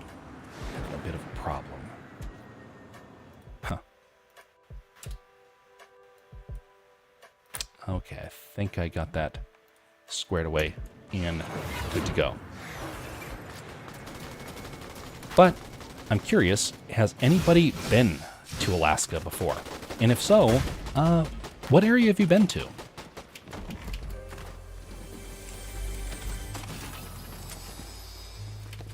And if you've not been to Alaska, I'm definitely somebody to encourage you to come and visit our state. It is a wonderful experience and something that routinely is said by many people to be one of the best experiences that they've ever had.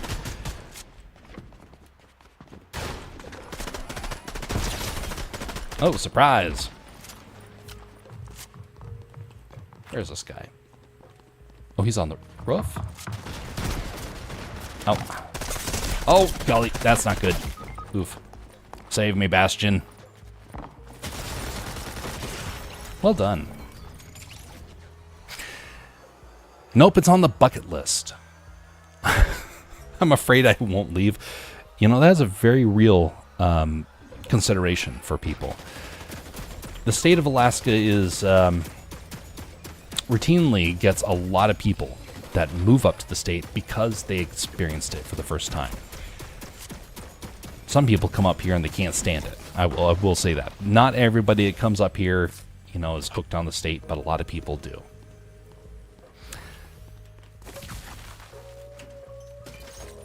One of the things that you have to be all right with, though, is that it is far away from the rest of the country, and everywhere is a long plane flight. But of course, it's also a short plane flight to a lot of other places.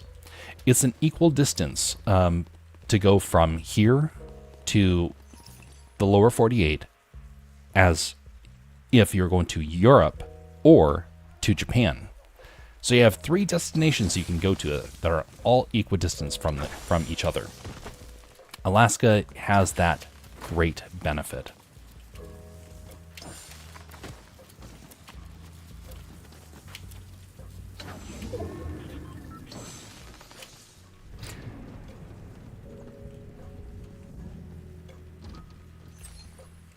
Something you have to deal with up here as well is the bears.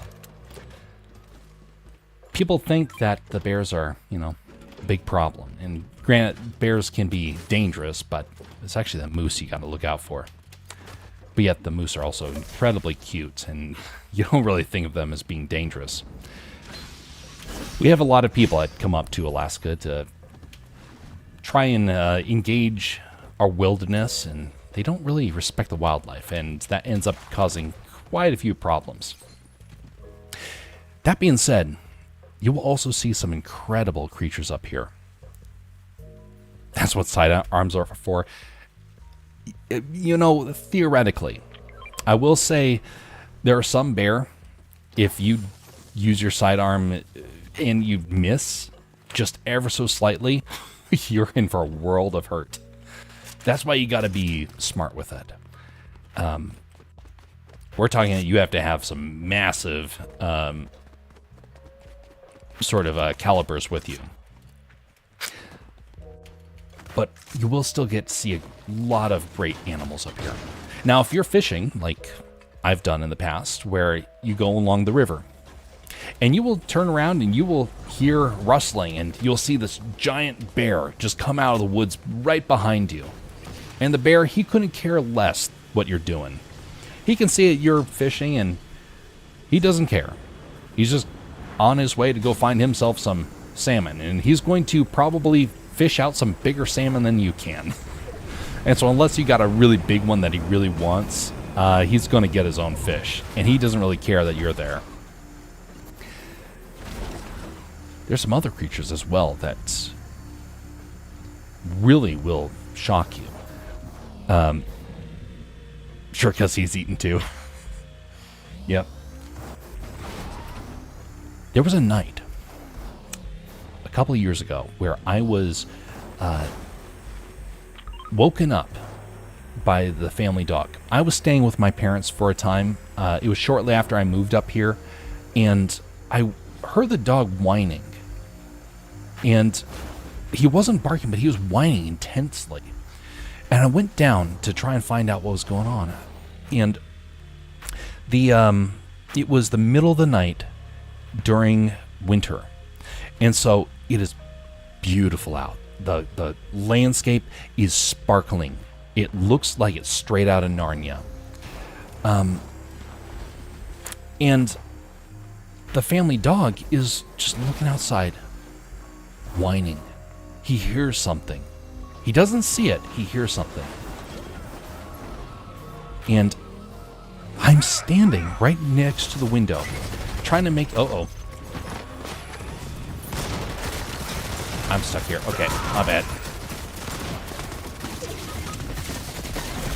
Get out of here, you squid. Oh, that was a miss. Where is he?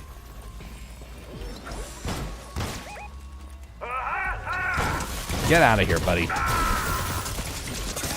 Oh, no. That's bad.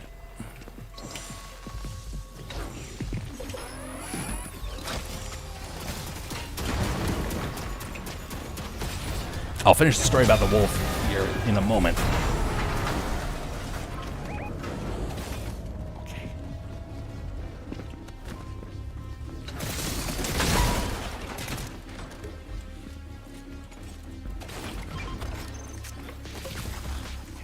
Get him up. Get him up, get him up. No, come on. Ah, phooey.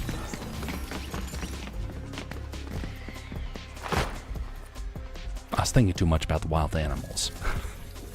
Okay, so I'll finish that story here as we do a reset. That was a good try there, but sadly I got too engrossed in my story here. So I'm looking outside, and I hear the dog whining, and suddenly I hear panting.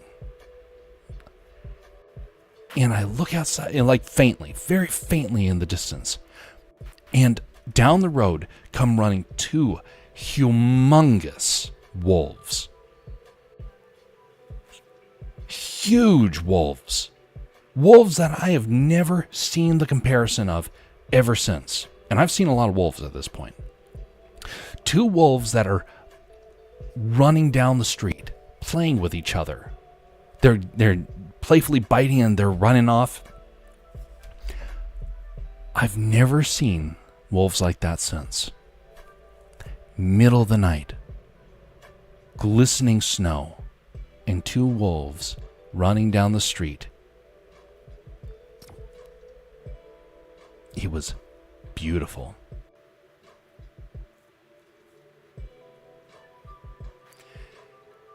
I have no idea what type of wolves those were.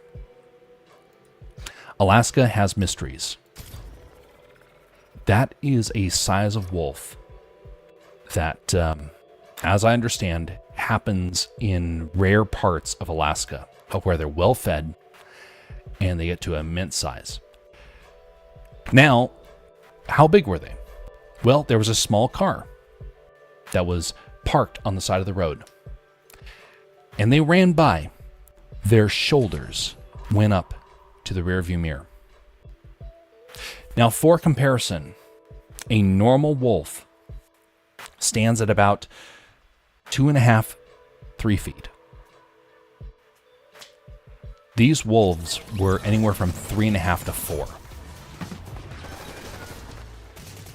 They were lanky, and I wish I could have seen their coloration, because they were something else.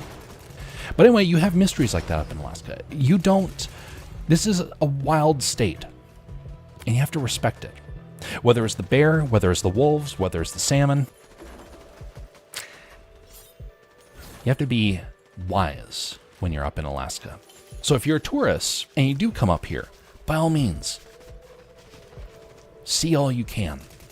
But I just ask that you treat the wilderness with respect and realize we got massive creatures up here. You don't want to be a part of the food chain. I've had you in my ear, been lurking, would love to visit Alaska. Really great to join your stream. Much appreciated, Liz. Did they neigh by any chance? They did look a little bit like small horses. I will say that. They were lanky. Like way lankier than I would have expected. I've thought I need to draw a picture of it, honestly, because it still stands out so clearly in my mind. Now, I will say there are also some mysteries up here. It was like and repost, much appreciated. So, I will say this. There are times when you hear things, and the longer you live up here, the more familiar you get with the sounds of the wilderness. There are 2 times where I freaked out. Now, I'm a big fella. I'm 6'4". And in fact, when I used to work with some YouTubers, and I went to a meetup with them, and during that time, they didn't realize how big I was going to be, and so I ended up standing over all of them, and they're like, we thought for certain that you were like 5'8" or 5'9". I'm like, no, I'm big. Alaska's got a lot of protein in our diet, and so I got well fed, you could say, early on. But most animals, I don't feel any nervousness around. There was 2 times where I got nervous. One was when we were hiking, and I saw a tree that had been torn to shreds. We're not talking a little bit of bears like clawing at the trees. This thing was destroyed. And I looked over and I just hear this deep growl and the bushes start to shake. And I was like, oh, nope, time to get out of here. Just turned around and bolted from that area. Well, I didn't bolt. You don't want to run when there's a bear. I just booked it on out of there. There was another time that I was getting ready for bed, just like kind of similar to when I saw the wolves. And I heard the dog. This was years later. I was watching over a family member's dog, because there's a lot of dogs around here. The dog, its ears perked up, and it went into aggression mode. And it's staring straight out of a 2-story window. I have no idea what the dog saw, but I could just feel it. It was like the air in the house changed, and then you heard a racket from down below, and then whatever it is ran off. I pulled out a powerful flashlight, which I keep just for such occasions, because ever since the wolves, I wanted to see whatever it is that runs out. I shine out on the from the window. I'm looking around, and there's nothing. Whatever it was, it had run away.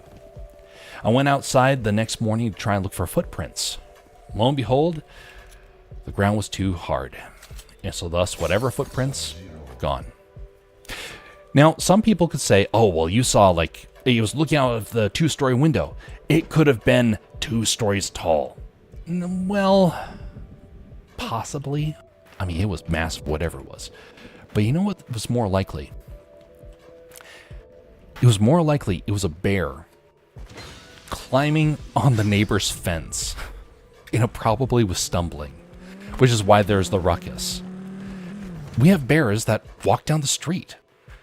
And I gotta say, I've been woken up many times where I hear a bear that finds a neighbor's trash can, just rips it apart and throws things everywhere as it tries to get to whatever scraps it smelled. By the way, don't leave your trash out in the middle of the night, folks. The bears will get it. I'm guessing the bear probably found a trash can in someone's backyard and was trying to pull it over the fence, for all I know. And dogs hate bears. And so, of course, the dog is going to freak out about it.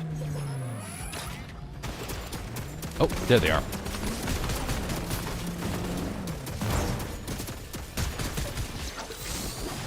Four.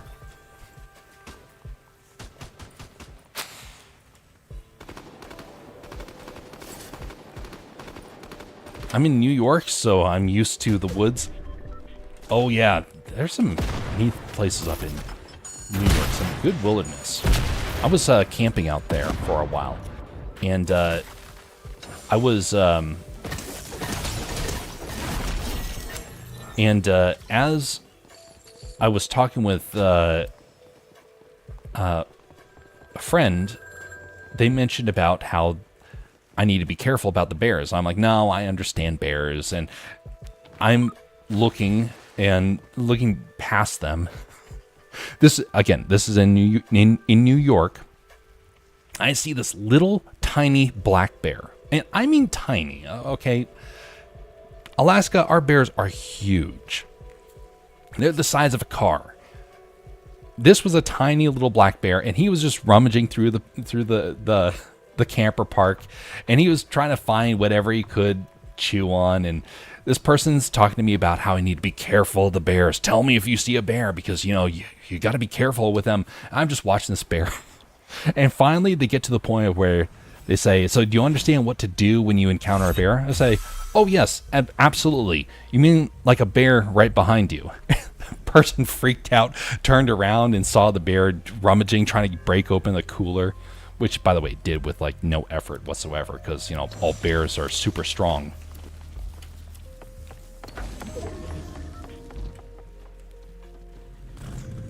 It was a cute little bear, honestly. Yep, 6'4" here too.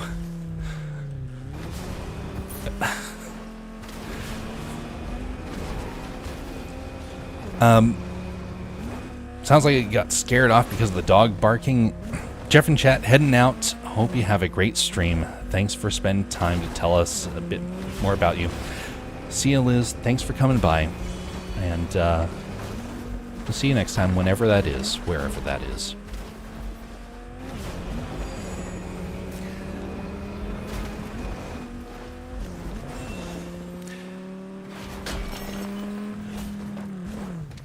You know, there's quite a few areas out here that are very, very remote.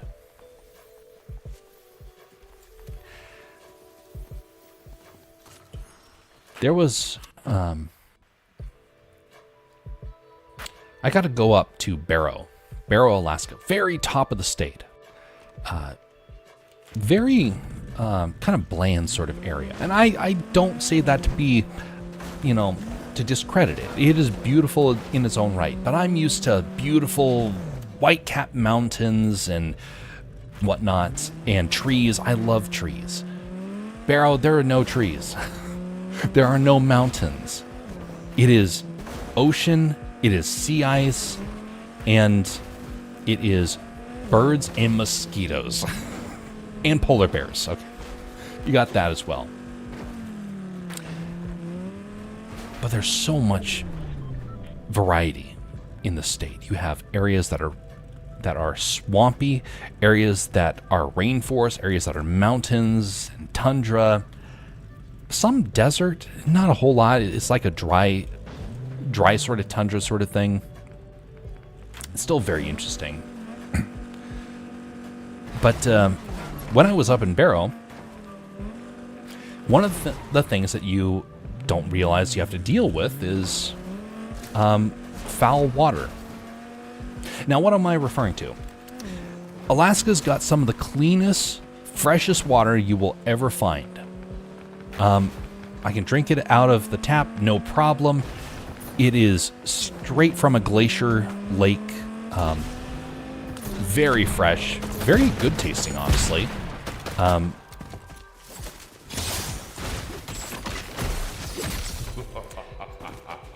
But up in Barrow, that's not the case.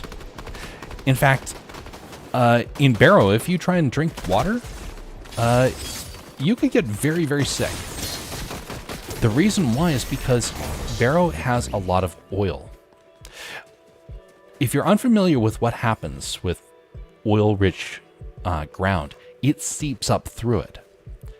You could walk out of your house and immediately step into water that has an oil sheen over top of it, because oil just oozes up out of the ground. It's one of the reasons why people were drilling up there years ago when they're originally looking for places like Anwar, or for the Prudhoe Bay area. When they're trying to find something like that, many times you want to go to where there's oil leaking out of the ground.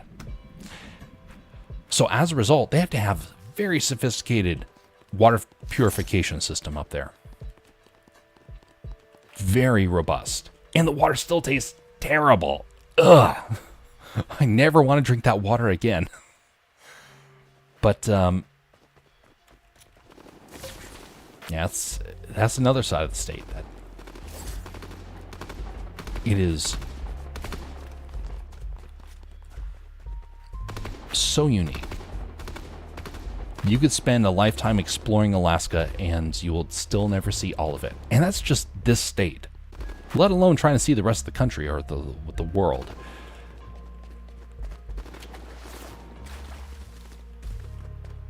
Ooh, good shot.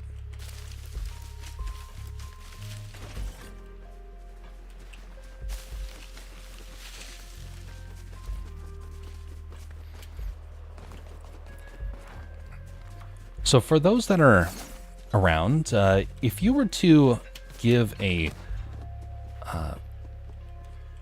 if you were to say what your favorite activity is, what would it be? Would it be reading a book? Would it be playing a game like this? And if so, what would be your favorite? I've been thinking about this lately because I've been trying to understand the ins and outs of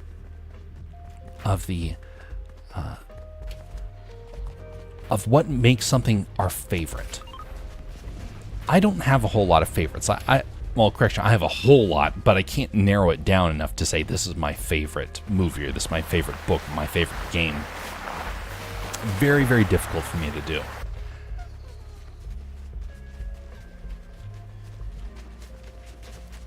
But I know some people that they are just ecstatic, you could say, for Transformers. And so they'll watch anything that has Transformers in it, they'll read books about it or whatnot. And then there's some people that they are really big into just one particular game. Or some people that are just interested in one type of book.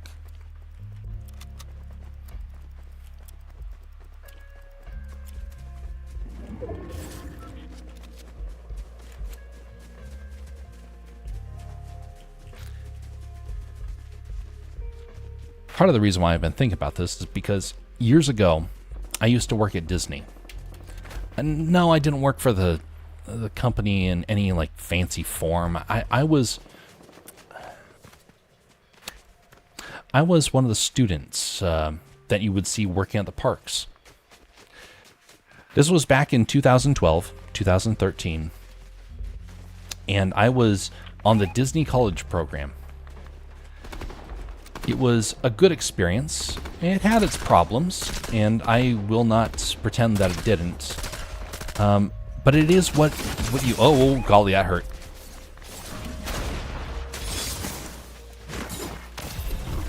Yeah, you better run away.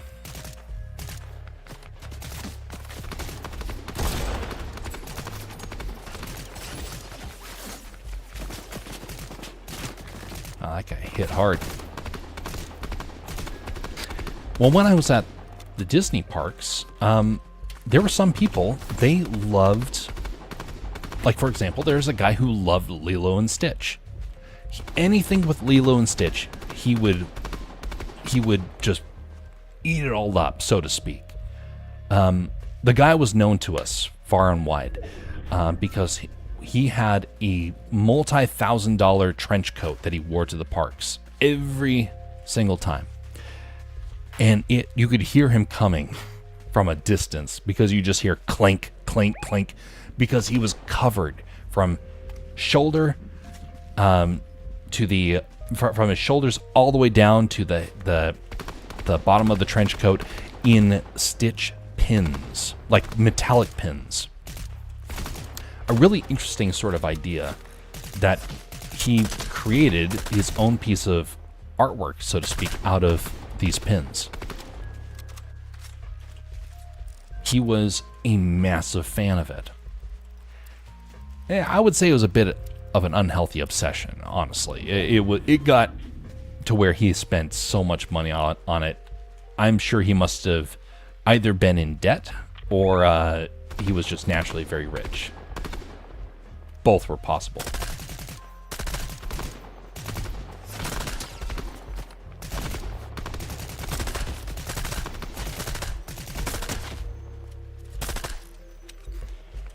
Oh, okay.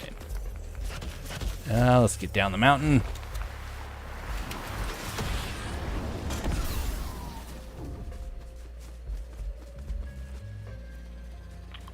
Shield down there.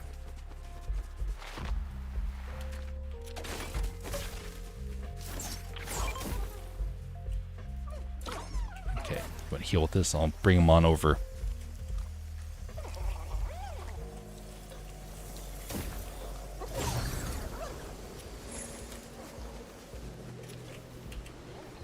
Come with me, Squishy.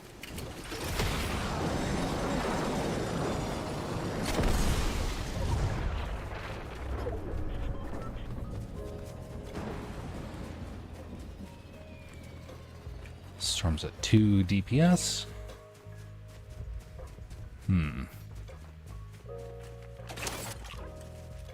here, Bastion.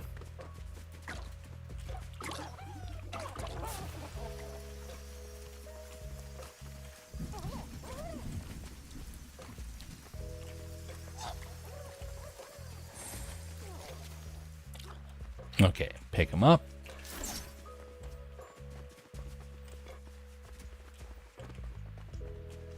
Where are they? Come out, come out. Oh, there they are.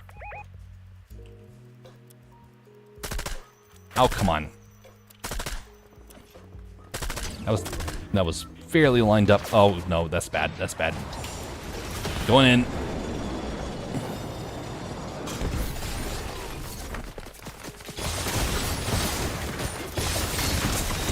Oh, golly. Oof.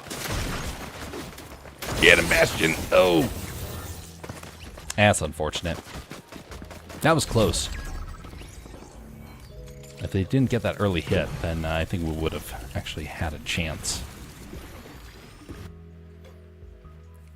I shouldn't have started with a shot. I should have actually flown in and started with a fist. That probably would have been better.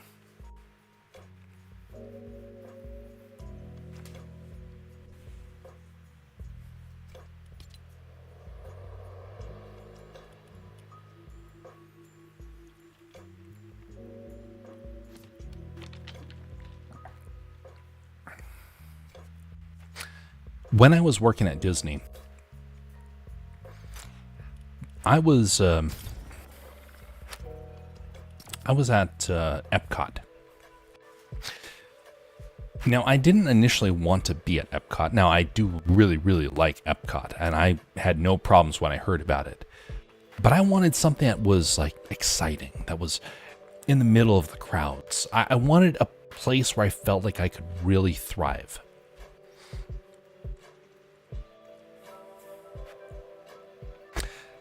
I wanted very drastically to, you could say, to be at a place like the Greater Jungle Cruise area. I wanted to potentially be in the Frontierland. I really wanted that. I thought it would be a lot of fun. But I got contacted when I finally did get the program, and I was told, well, we would like to have you at Tower Merchandise in Epcot. I was like, Tower Merchandise? Where's that? And I had no idea what sort of experience it was going to end up being. I showed up at the parks, and I got to see where we would be working. And the location was smack dab in the middle of Epcot. Remember what I said? I wanted to be in a place where where a lot was happening. There was a lot of people, a lot of opportunity. That place had immense opportunity. Immense opportunity. That area ended up being one of the busiest areas outside of the Magic Kingdom. But people would come along and they would, they weren't necessarily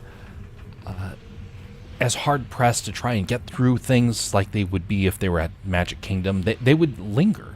They would sit. They would ask you questions. They would, you had all sorts of great experiences that would take place in that little tiny shop.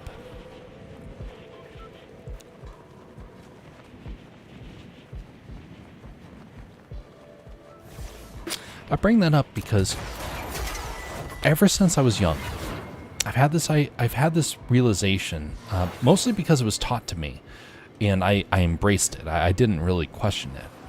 I was told you get whatever, basically, you are going to get out of something whatever you put into it.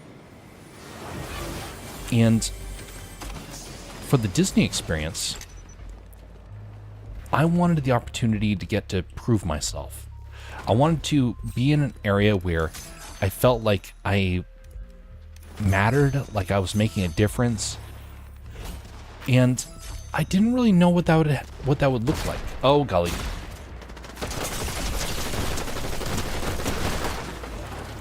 You help me, bot.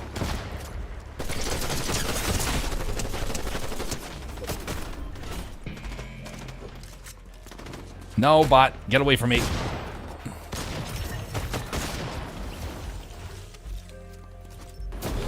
Oh, that's the wrong item. Wrong item.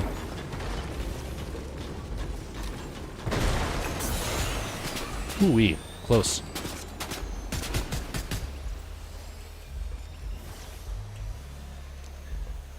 All right. Good, good, good, good, good. All right, so you get whatever it is you put into it. And there I was at Tower Merchandise, wondering, I wonder what sort of experiences this will bring. And so I approached it with a smile and trying to understand the customer. And I ended up having the best of time. Because, oh, ouch. Because it turns out that we had people from all walks of life that were coming there, and people from all over the world. Well, I do really well with international people. And so because of that, that gave me a chance to actually help communicate with people from all walks of life and all languages, helping them to understand. And we had some of the most, some of the best sort of interactions, just trying to help them enjoy the day as best as one could.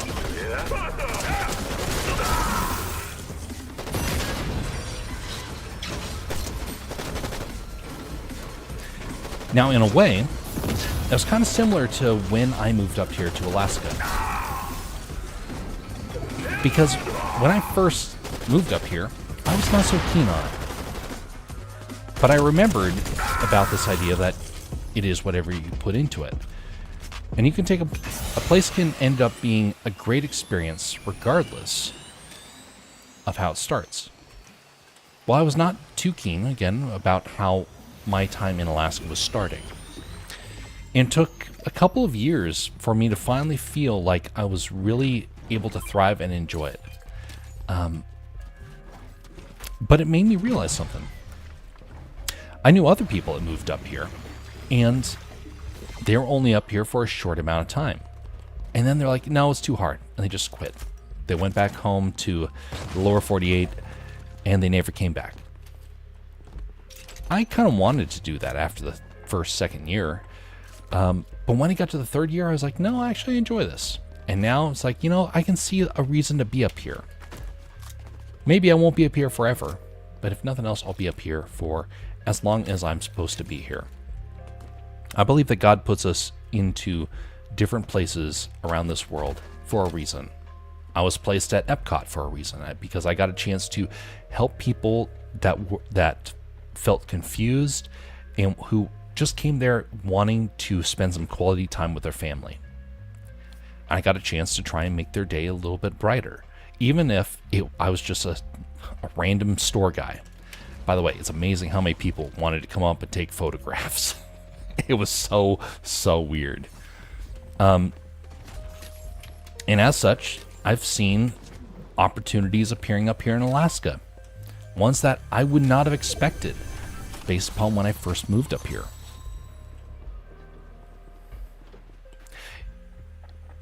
I say all this to bring up, you're in a place for a reason. Whether it's up here in Alaska, whether it's down in the lower 48, whether it's in Brazil, whether it's in Australia, you are placed in a location for a reason.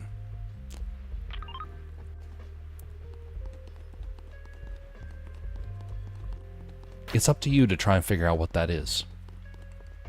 To do what's right regardless of what the times are or what the challenges are. You get a chance to try and make life better for someone else. That's one of the most fulfilling things you can do.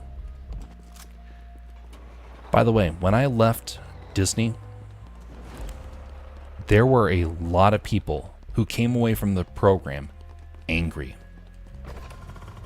They did not enjoy their experience. They hated it. Understandably so.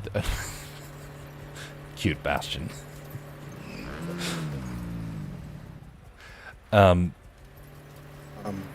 There's some people who... You did an email with this, and it'll be a police motorcycle. Oh. Wait a minute. Oh. Cute.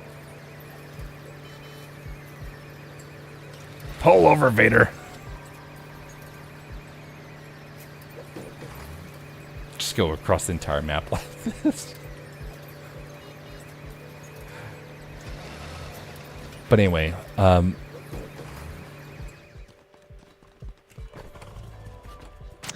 were people that came away from Disney upset, discouraged, a lot of them scarred, and would take years to heal.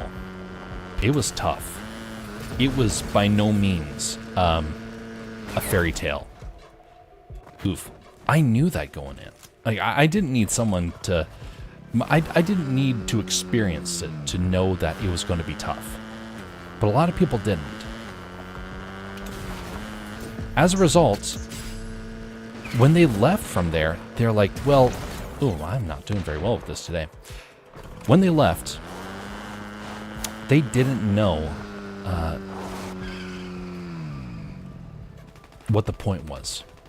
Like, oh, it was a miserable experience. I hated it, or they were the opposite. They said, I loved it. It was the best experience of my life.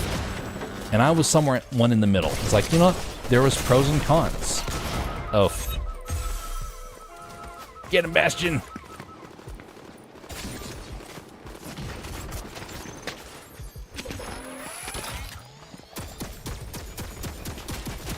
He's healing right now.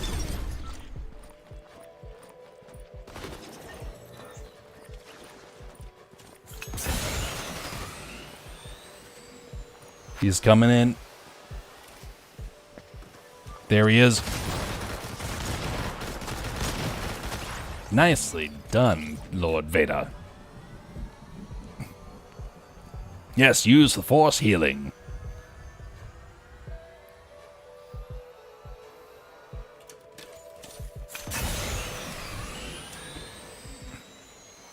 So I came away from the experience by realizing that there was,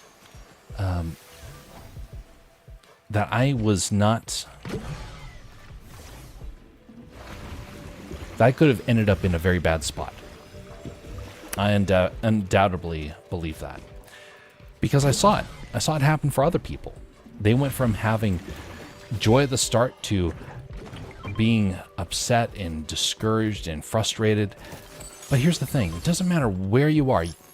A lot of people, they think, oh, working for Disney, dream job, especially back then. Dream job. Couldn't think of anything better. If you criticize that experience, well, that's just ridiculous. Well, until you experience it. And then you're like, oh, I can see how things can go bad. I can see how everyone's experience can become a miserable point. It is what you put into it.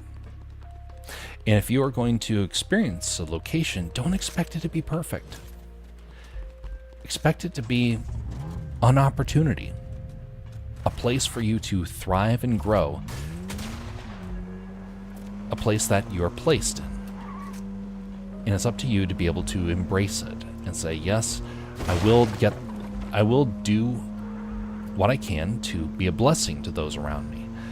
And if you can do that, you will find no matter what location you're in, Alaska, New York, Australia, Disney,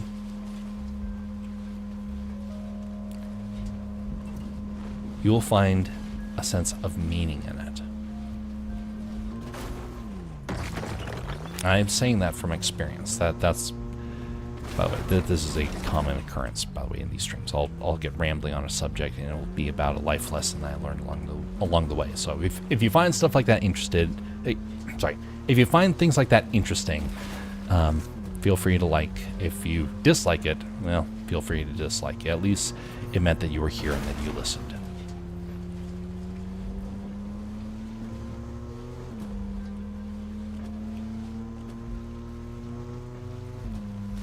All right, where are we going?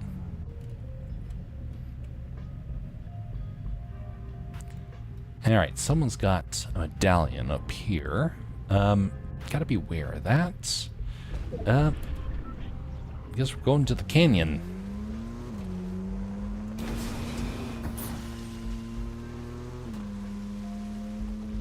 Oh, there's somebody.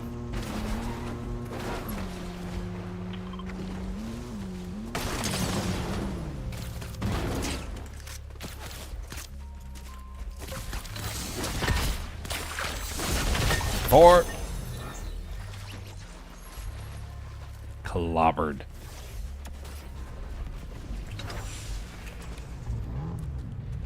Never underestimate the damage a baseball bat can do.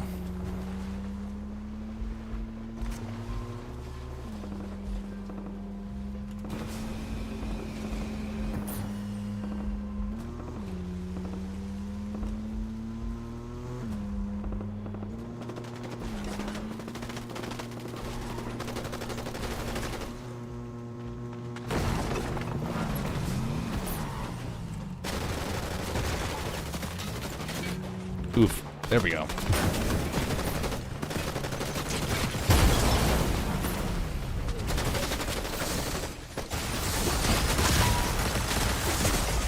Oh, come on. Shotgun to the face. Blast.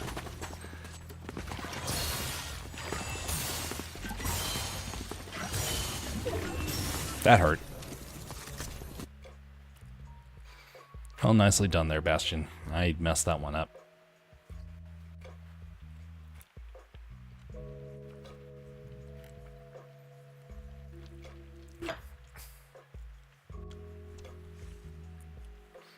Ooh.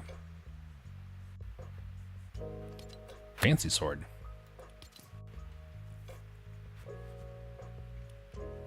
No longer going to be using the banjo here. I think we're going to be going with one more, and then we'll start to wrap things up. By the way, folks, just so you know, I'm going to be on... Right now, we're in the middle of a very loose streaming schedule. We have some big things that are in the works, and I don't say that lightly. I've been working on some things over the last year in preparation for a new stage. And so this next stage moving forward is going to hopefully be very interesting. I hope that it's something that people enjoy. I have no idea. I'm going to take it as it comes, try and be flexible. But one of the things that we're going to bring back is discussion streams. Those kind of fell by the wayside a couple of months back. The last time that we did a discussion stream was probably our review of the Ahsoka series. Well, there's this guy that I'm going to be trying to bring into some of the streams. They're going to be earlier streams to accommodate his schedule. And they should be interesting. He's a deep thinker, and we see things very differently in many ways. But that's a positive thing, because it means you get to hear different perspectives. So for these streams, the Alaska Man Jeff streams, you're going to be seeing that come about. You're going to see the discussion streams start to return. You're going to see some new game streams coming out. Those are going to be part of those discussion streams. We're going to have a couple of new community games that are going to be coming out over this next year. This is one of our community games. People that are part of the community can jump in and participate. They've been kind of loose as of the last couple of months. but we're going to try and have a bit of a revitalization to it. Choose our last spot there, Bastion. Realized we passed by the place I wanted to go to, which was Flooded Frogs, and so... Okay, we'll go there. But then on the Castercraft side, the area that I mentioned earlier, that you can see the logo just to the left of the image that you see on screen. I wish I could reach my hand out and point down, but I don't have that function on my stream just yet, although I do want to try and figure out how to do it. I know how to do it, I just need the time to actually set that up, and I would need like a extra set of hotkeys to be able to control that, which I don't have. So, but anyway, that logo right next to me is part of a big project. There's a website that currently exists. It's getting a big overhaul, massive overhaul, and it's going to start having content on there. We're going to be sharing content on the Castercraft side for art, animation, and stories. There are going to be some long-form stories on there. What the final looks like, I don't really know. I really don't. I have the plan, I have the scripting of it, but I don't have the finality of what that's going to be.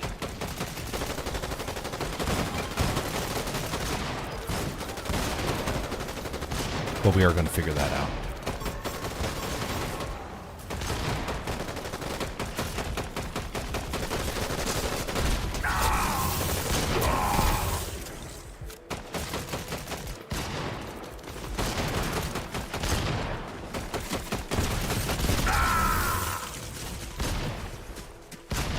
Oh, that's a player. Oh, I'm out of rounds. Perfect. Wonderful. Wait a minute. There's so many people there, I didn't realize that one of them was an actual player.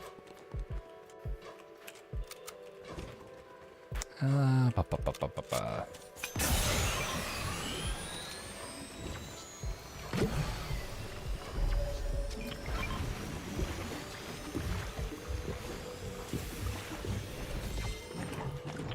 Have a barrel. I said, have a barrel. Well, there's that too. Okay. Have a bottle instead. Baseball bat.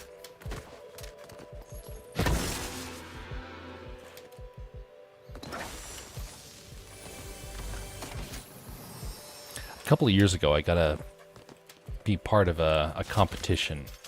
I don't do competitions a whole lot. When I say a whole lot, I mean like ever. I've only been in one competition, and I helped set that one up. So you can't really count it, you know, that highly. But I had horrible lag during that time frame. Miserable lag. We're talking a frame every second or two at times. Very, very difficult to play. Well, that was around the time that there was all of the shockwave hammers. And so thus I was able to actually win one of the rounds by waiting the whole game for the... because it just was lagging so much. I came out, used the shockwave hammer, and got the victory. So I've always liked the things that knock people back, and this baseball bat is one of those. Greetings there, Callisto. How are you doing this fine evening? I saw the artwork that you were doing a while back, and that looked really nice. Have you made your... I remember you mentioned a while back that you might be moving. Have you ended up doing that? Or did you end up staying in the same place?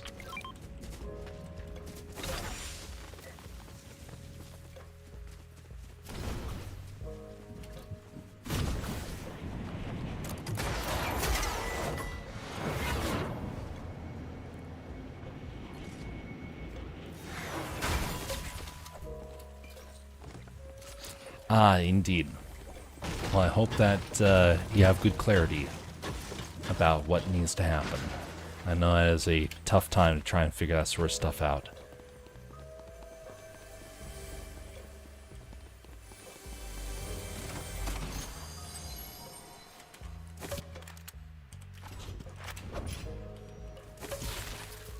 Kind of a weird gaming area here.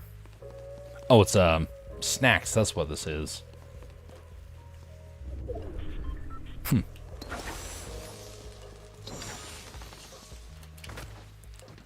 Oh, that's what this is part of. The Mad Buns. I guess that must be the main area there. Ah, indeed. Alright, well, we should be moving here, Bastion. We got a little ways to go.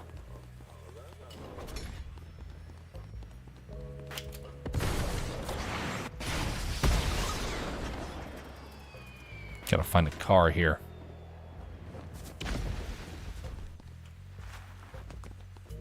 Oh, there it is. Overshot.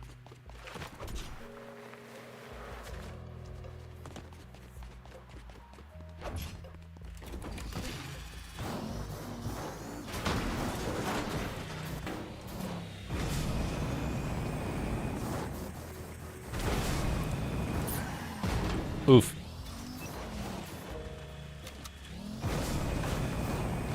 At least people don't get knocked as far back as they used to. It used to be you could knock somebody with this car and they would just go flying and off into the distance. Very effective, honestly. But not when you accidentally run into your own team. Big problem.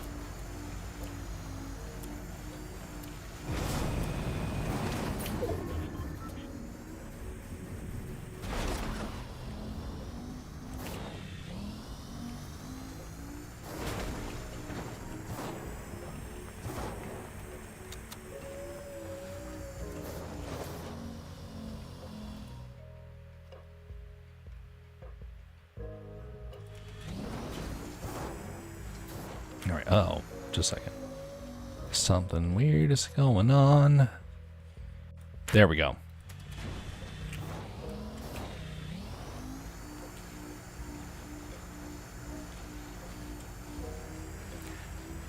By the way, before we come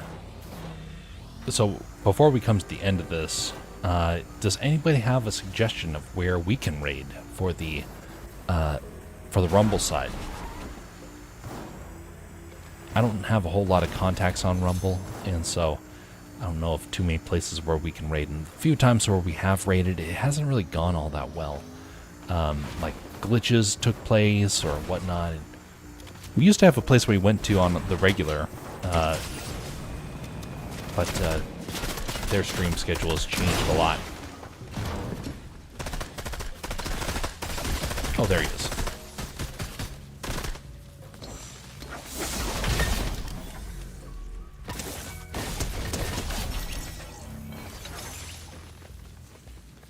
He's running.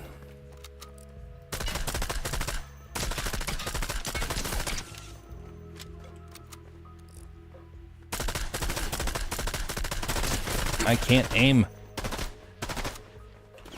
Well, when you can't aim, use a rocket.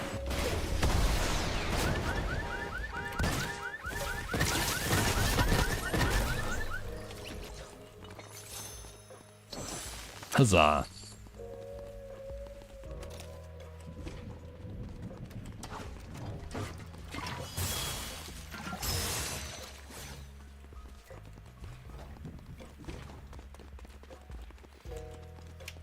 Alright. Nah, not worth it. If they had a place to buy baseball bats, I would totally do that. How is it they still don't have a baseball store? They need like a stadium where you can go and get a baseball bat from there.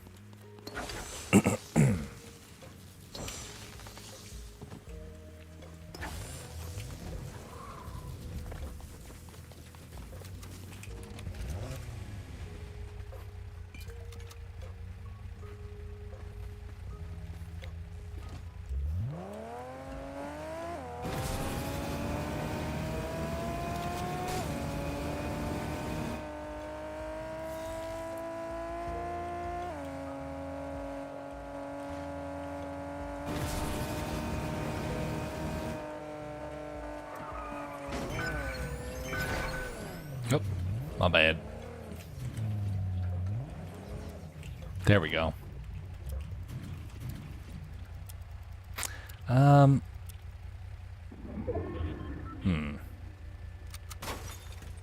Just a second. Irashimase!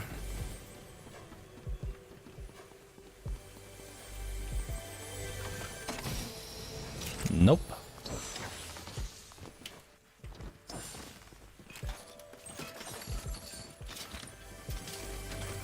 Be neat if you could go to places like this in the game and actually find, like, well, maybe small skins or like stickers or something like that. Be neat if you could go into the stores and find them so it's like event specific.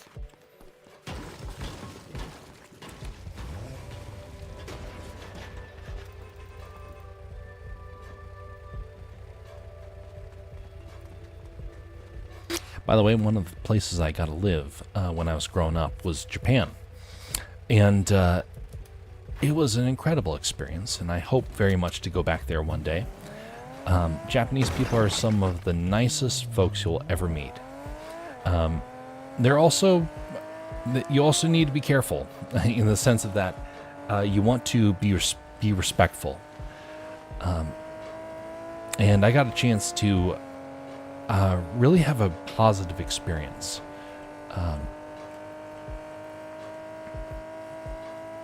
And so to have this game right now themed around Japan is very nice. Very much appreciate that they did this. Because I felt gypped when they had the Japanese theming and it disappeared so quickly with the fourth chapter.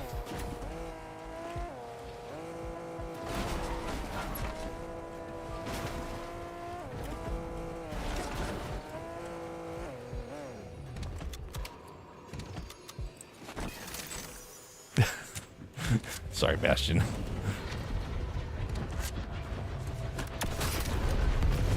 Alright.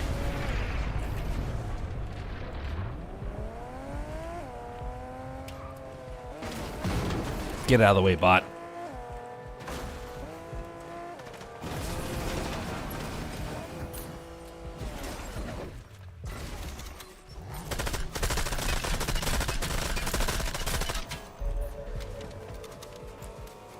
Alright. Oh, there's a lot of people in there.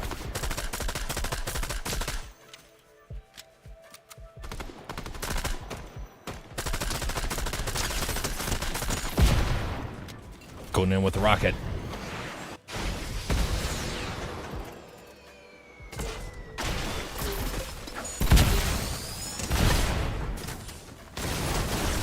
There we go.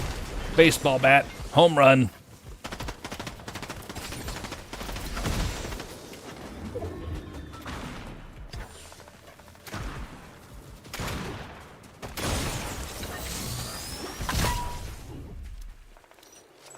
Silly bot. Oh boy.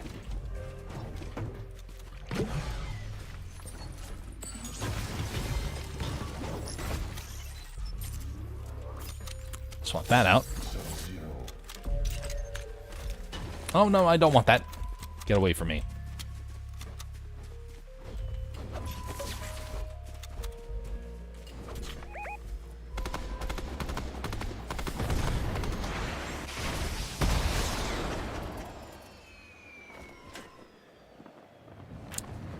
Don't see anybody. I think we're in the clear. I missed this rocket.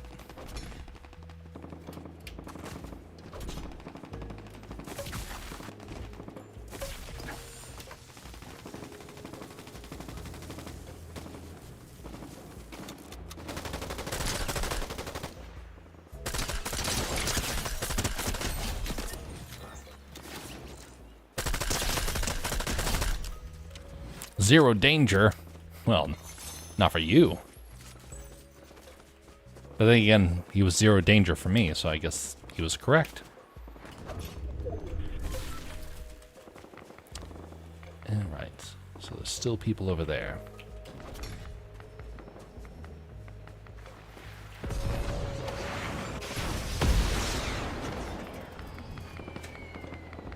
Okay, there they are.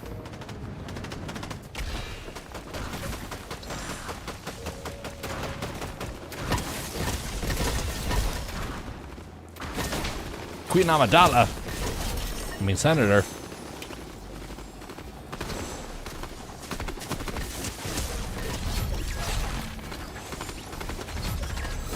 Nicely done. I think that was the last of them. Oh, no, never mind. There's someone else.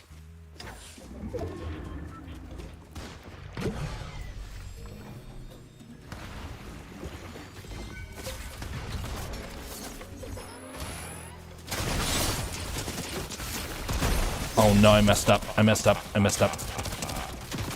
Oh golly, I messed up horribly. Oh, wow, that turret had a long range.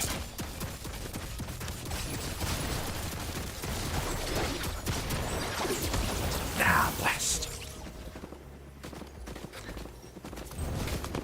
Yeah, that still was a decent showing. That turret really shocked me there. I forgot that he threw that. I was getting hit. I thought I was getting hit from ahead. Well, folks, we're going to be wrapping it up here. No victories tonight, but then again, we're not here to get victories. We're here to cover deep subjects. Gaming with a purpose, you could say. Much appreciated to Bastion here for participating and joining in. Always great to have you around, Mr. Duck. I'm going to be taking this time to look on Rumble for some places we can go and visit.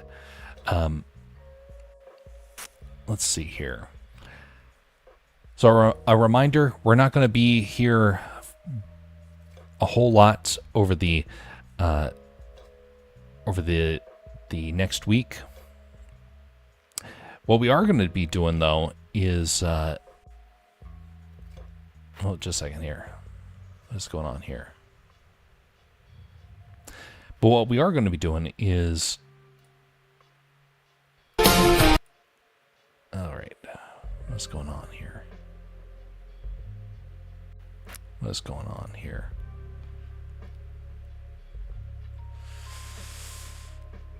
Just a second. What we are going to be doing is some really interesting art and animation. It won't be happening a whole lot this week. Much appreciated, J. Henry. But we are going to be doing some stuff on the Castercraft side. So if you want to see some of that stuff, it won't be on this channel. It will be on the other channel. Basically, during that, it will be like me doing artwork and I'll be rambling. Typical sort of stuff. But in the meantime, there will be some stuff that happens over here. Hopefully, after next week, we'll be back to streaming multiple times a week once again, and you will get to hear the announcement of when the anniversary stream for Castercraft will be taking place. It's going to be the start of a brand new adventure, and I hope you find that interesting. If you don't, I understand. Hopefully, it will be intriguing enough. All right, so right now I'm still trying to find a place for us to go. Right now, Rumble's kind of acting up on me. I'm having to refresh stuff. Where is that? Why is this not cooperating? I'm trying to find a place to raid, folks. So if you have suggestions, I am all ears. I thought I saw something here, but it's not appearing on that side right now. All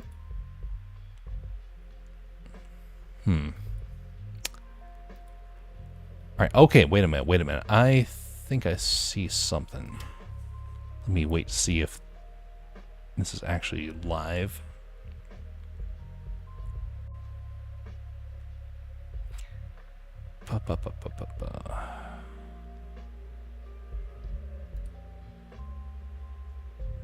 Huh. Just a second. Just a second.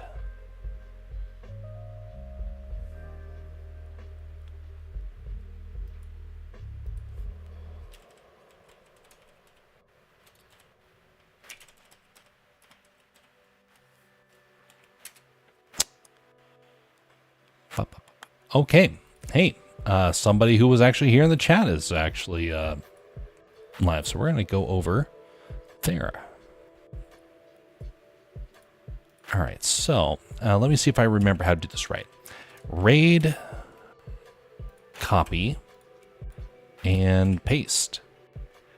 Looks good. All right, folks. Have a very wonderful evening and morning, everybody, wherever you are.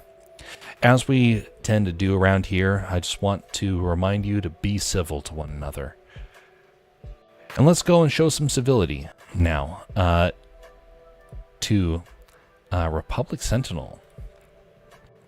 If you're on the Rumble side, you're going to be going over there. If you're on Twitch, we're going to be probably doing a raid there, so we'll see after I do this process. But anyway, thanks for the folks on the Rumble side for coming by. Much appreciated. Have a blessed evening, and we will see you next time.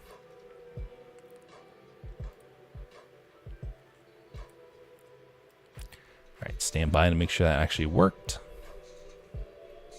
All right, so look, video is kind of fucking Okay, that is working right there, I think. Did it work? Did it work? There we go. Confirm raid. All right. To everybody else, thanks for coming by. We will be seeing you all next time, whenever that is. Hope you have a great weekend. And we'll see you next time. Until next time, folks. Have a blessed evening.